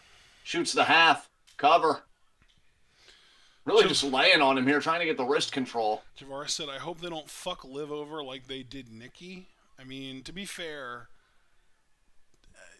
first of all, they're definitely going to fuck Liv over. But second of all, I don't really think they fucked Nikki over. I think Nikki got more than she probably expected out of what happened there. I don't think Nikki, even the woman, Nikki Glenncross herself, expected to win the women's title. No, and you got to remember, too, Javaris, in the lead-up to Nikki winning the briefcase, she was getting fluky wins. Hell, her even winning the briefcase was kind of a fluky thing, the way they set it up. Yeah. So, from the beginning, from the jump, they positioned her that way. What a pile driver by King. Yeah, it was like Nikki was always meant to be this fluke, and then her winning the title was literally portrayed like a fluke. Whereas with Liv, it feels a lot more like she earned her way here legitimately. Well, I actually have to give WWE credit because in the lead up to Money in the Bank, she was winning a lot of matches. They even made a point of it on Twitter. She had beaten Alexa Bliss Shotzi at one point. I think somebody else. Then she wins the Money in the Bank match. Then she pins Ronda Rousey. Yeah. Then on Raw, she wins the tag match for her and Bianca, pinning Natalia. So Liv's been on a roll, kayfabe wise. I got to give WWE credit where credit's due. Like, she won the title, and they haven't like diluted her at all. They've still been like upping the stock. She's winning, winning, winning. That just makes me worry though that she's gonna lose it. Oh, and he got it. Oh, Jesus. That just makes me worry though that she's gonna lose it at SummerSlam or something. Oh, yeah, dude, she's definitely losing it to the first person to challenge her, whether it's Charlotte or Ronda. I hope she proves us wrong, though. Back elbow. That's really, like, in my mind, as soon as one of those two women challenges Liv, she's losing it. Yeah. Like, if they pad out her title reign with defenses against, like, Natalya and Shotzi and stuff like that, I'd be really, really excited about that, and I'd be down for it. But, like, as soon as one of Charlotte or Ronda challenges her, I feel like that's just it. It's just over. Somebody tweeted after Ronda lost, man, she was missing that chicken farm real bad. Bro, did you see what Liv said on the bump today? What'd she say on the bump today? They were like, what are you going to bring to this championship that people like Charlotte and Ronda Rousey couldn't? And she goes, the fans actually want me to be champion. This is why we stand. I know, dude. I was loving it. That was so good. And she's right. I know. Like, I actually have her winning the title as Pop of the Year right now. Yeah. Because that crowd exploded. And kudos to fucking Michael Cole. That was some of the best commentary I've heard him give in a long time. Oh, that's cool. Damn. I'm glad you went back and listened to it then so you could make all these observations that we didn't notice during live reactions. I've watched her title win at least 5 times. Like, it's... Wait, the title win or the Money in the Bank briefcase win? The title win. Oh, okay. Title win. Damn. Okay. That's what I'm saying. Like, his commentary, which actually won the title. Oh, that's it. Brody it. Passed out. Ref stoppage. Okay. What was that No about blood. the violence Brody would make Moxley know, Malachi? No, dude, Come no on blood, now. though. No blood. Yeah, no blood. And it went See? to 13 full minutes that we kind of expected it to go. And it was a fine match, too. Didn't need any blood for it. How long before the lights go out now? Come on, Malachi. Kick his head off. Come on. We're already getting stuff, though, for Rampage. So I don't even know if anything's going to happen. Fighter Fest next week. That might just be it. They might either A, hold off a little bit before sending Malachi after Moxley, or B, just not do that, actually. And Craig's prediction gets debunked immediately. Yeah, and they were just playing American Dad for me, so fucking Dynamite's over. Thank you guys for joining us. Leave a like as you file out. Subscribe with the bell icon notification so you don't miss any of that 12-hour goodness. Yeah. Check out everything we're involved in the description box. Yeah. And hopefully we'll see you tomorrow for the Stardom July 2nd show. Yeah, I'm excited for that, and more importantly, I'm excited for Friday. Dude, I've been anticipating this Friday since, like, Sunday. I stand corrected that it's the July 3rd show, not the July 2nd show. But yeah, we're hoping to do the July 3rd show tomorrow. Yes. And yeah, like, obviously Friday into Saturday morning, that Midsummer Champion show is going to be insane. Please, Momo, win. I actually wanted to update you. I actually already got my car appointment rescheduled for Saturday. Excellent. Hell yeah. Excellent. So I'll be doing that All while right, you have your family day. It'll be great. Yeah, that all worked out. So guys, we'll see you. We'll see you then. I'm gonna hand it over to Ashton to take us home. Alrighty, everyone. We hope you enjoyed Dynamite tonight. More importantly, we hope you enjoyed our reactions to Dynamite. If you did, remember to like the video, subscribe to the channel, click the bell icon, and follow us on Twitter and on Twitch. And if you'd like to support us, you can also subscribe on Twitch, buy our merch on Spring, donate to our Patreon, and share this channel and this video with all your wrestling fan friends, and let them in on the best kept secret in the YouTube and Twitch wrestling communities. We are TwitWow, and we are the workhorses of the YNTW season. We will be seeing you all again tomorrow, like John just mentioned, at 5 p.m. Eastern Time for our live reactions to the Stardom July 3rd show. And then Friday, oh my god, I am so excited for Friday. We will be going live at 4 p.m. Eastern Time on Friday to live react to New Blood 3, which happens at 5:30 a.m. on YouTube.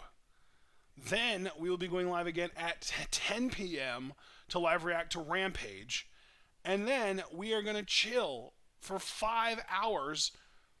John's probably going to take a nap. I'm not going to because I've been staying up past 7:30 a.m. anyway. Not that late, but close to it. But then at 4 a.m. Friday night into Saturday morning, we will be going live to live react to Stardom Midsummer Champions in Tokyo 2022. I cannot wait. Those 3 shows, and when I say 3, I mean Rampage is cool and that's going to be fun, but I'm actually also thinking about the TJPW show that's going to be happening at 2 a.m. Saturday morning. I can't wait. I'm excited for all of it. We hope that you're looking forward to our coverage of what we're covering. And of course, if you are, we hope that you're able to remember to stay tuned.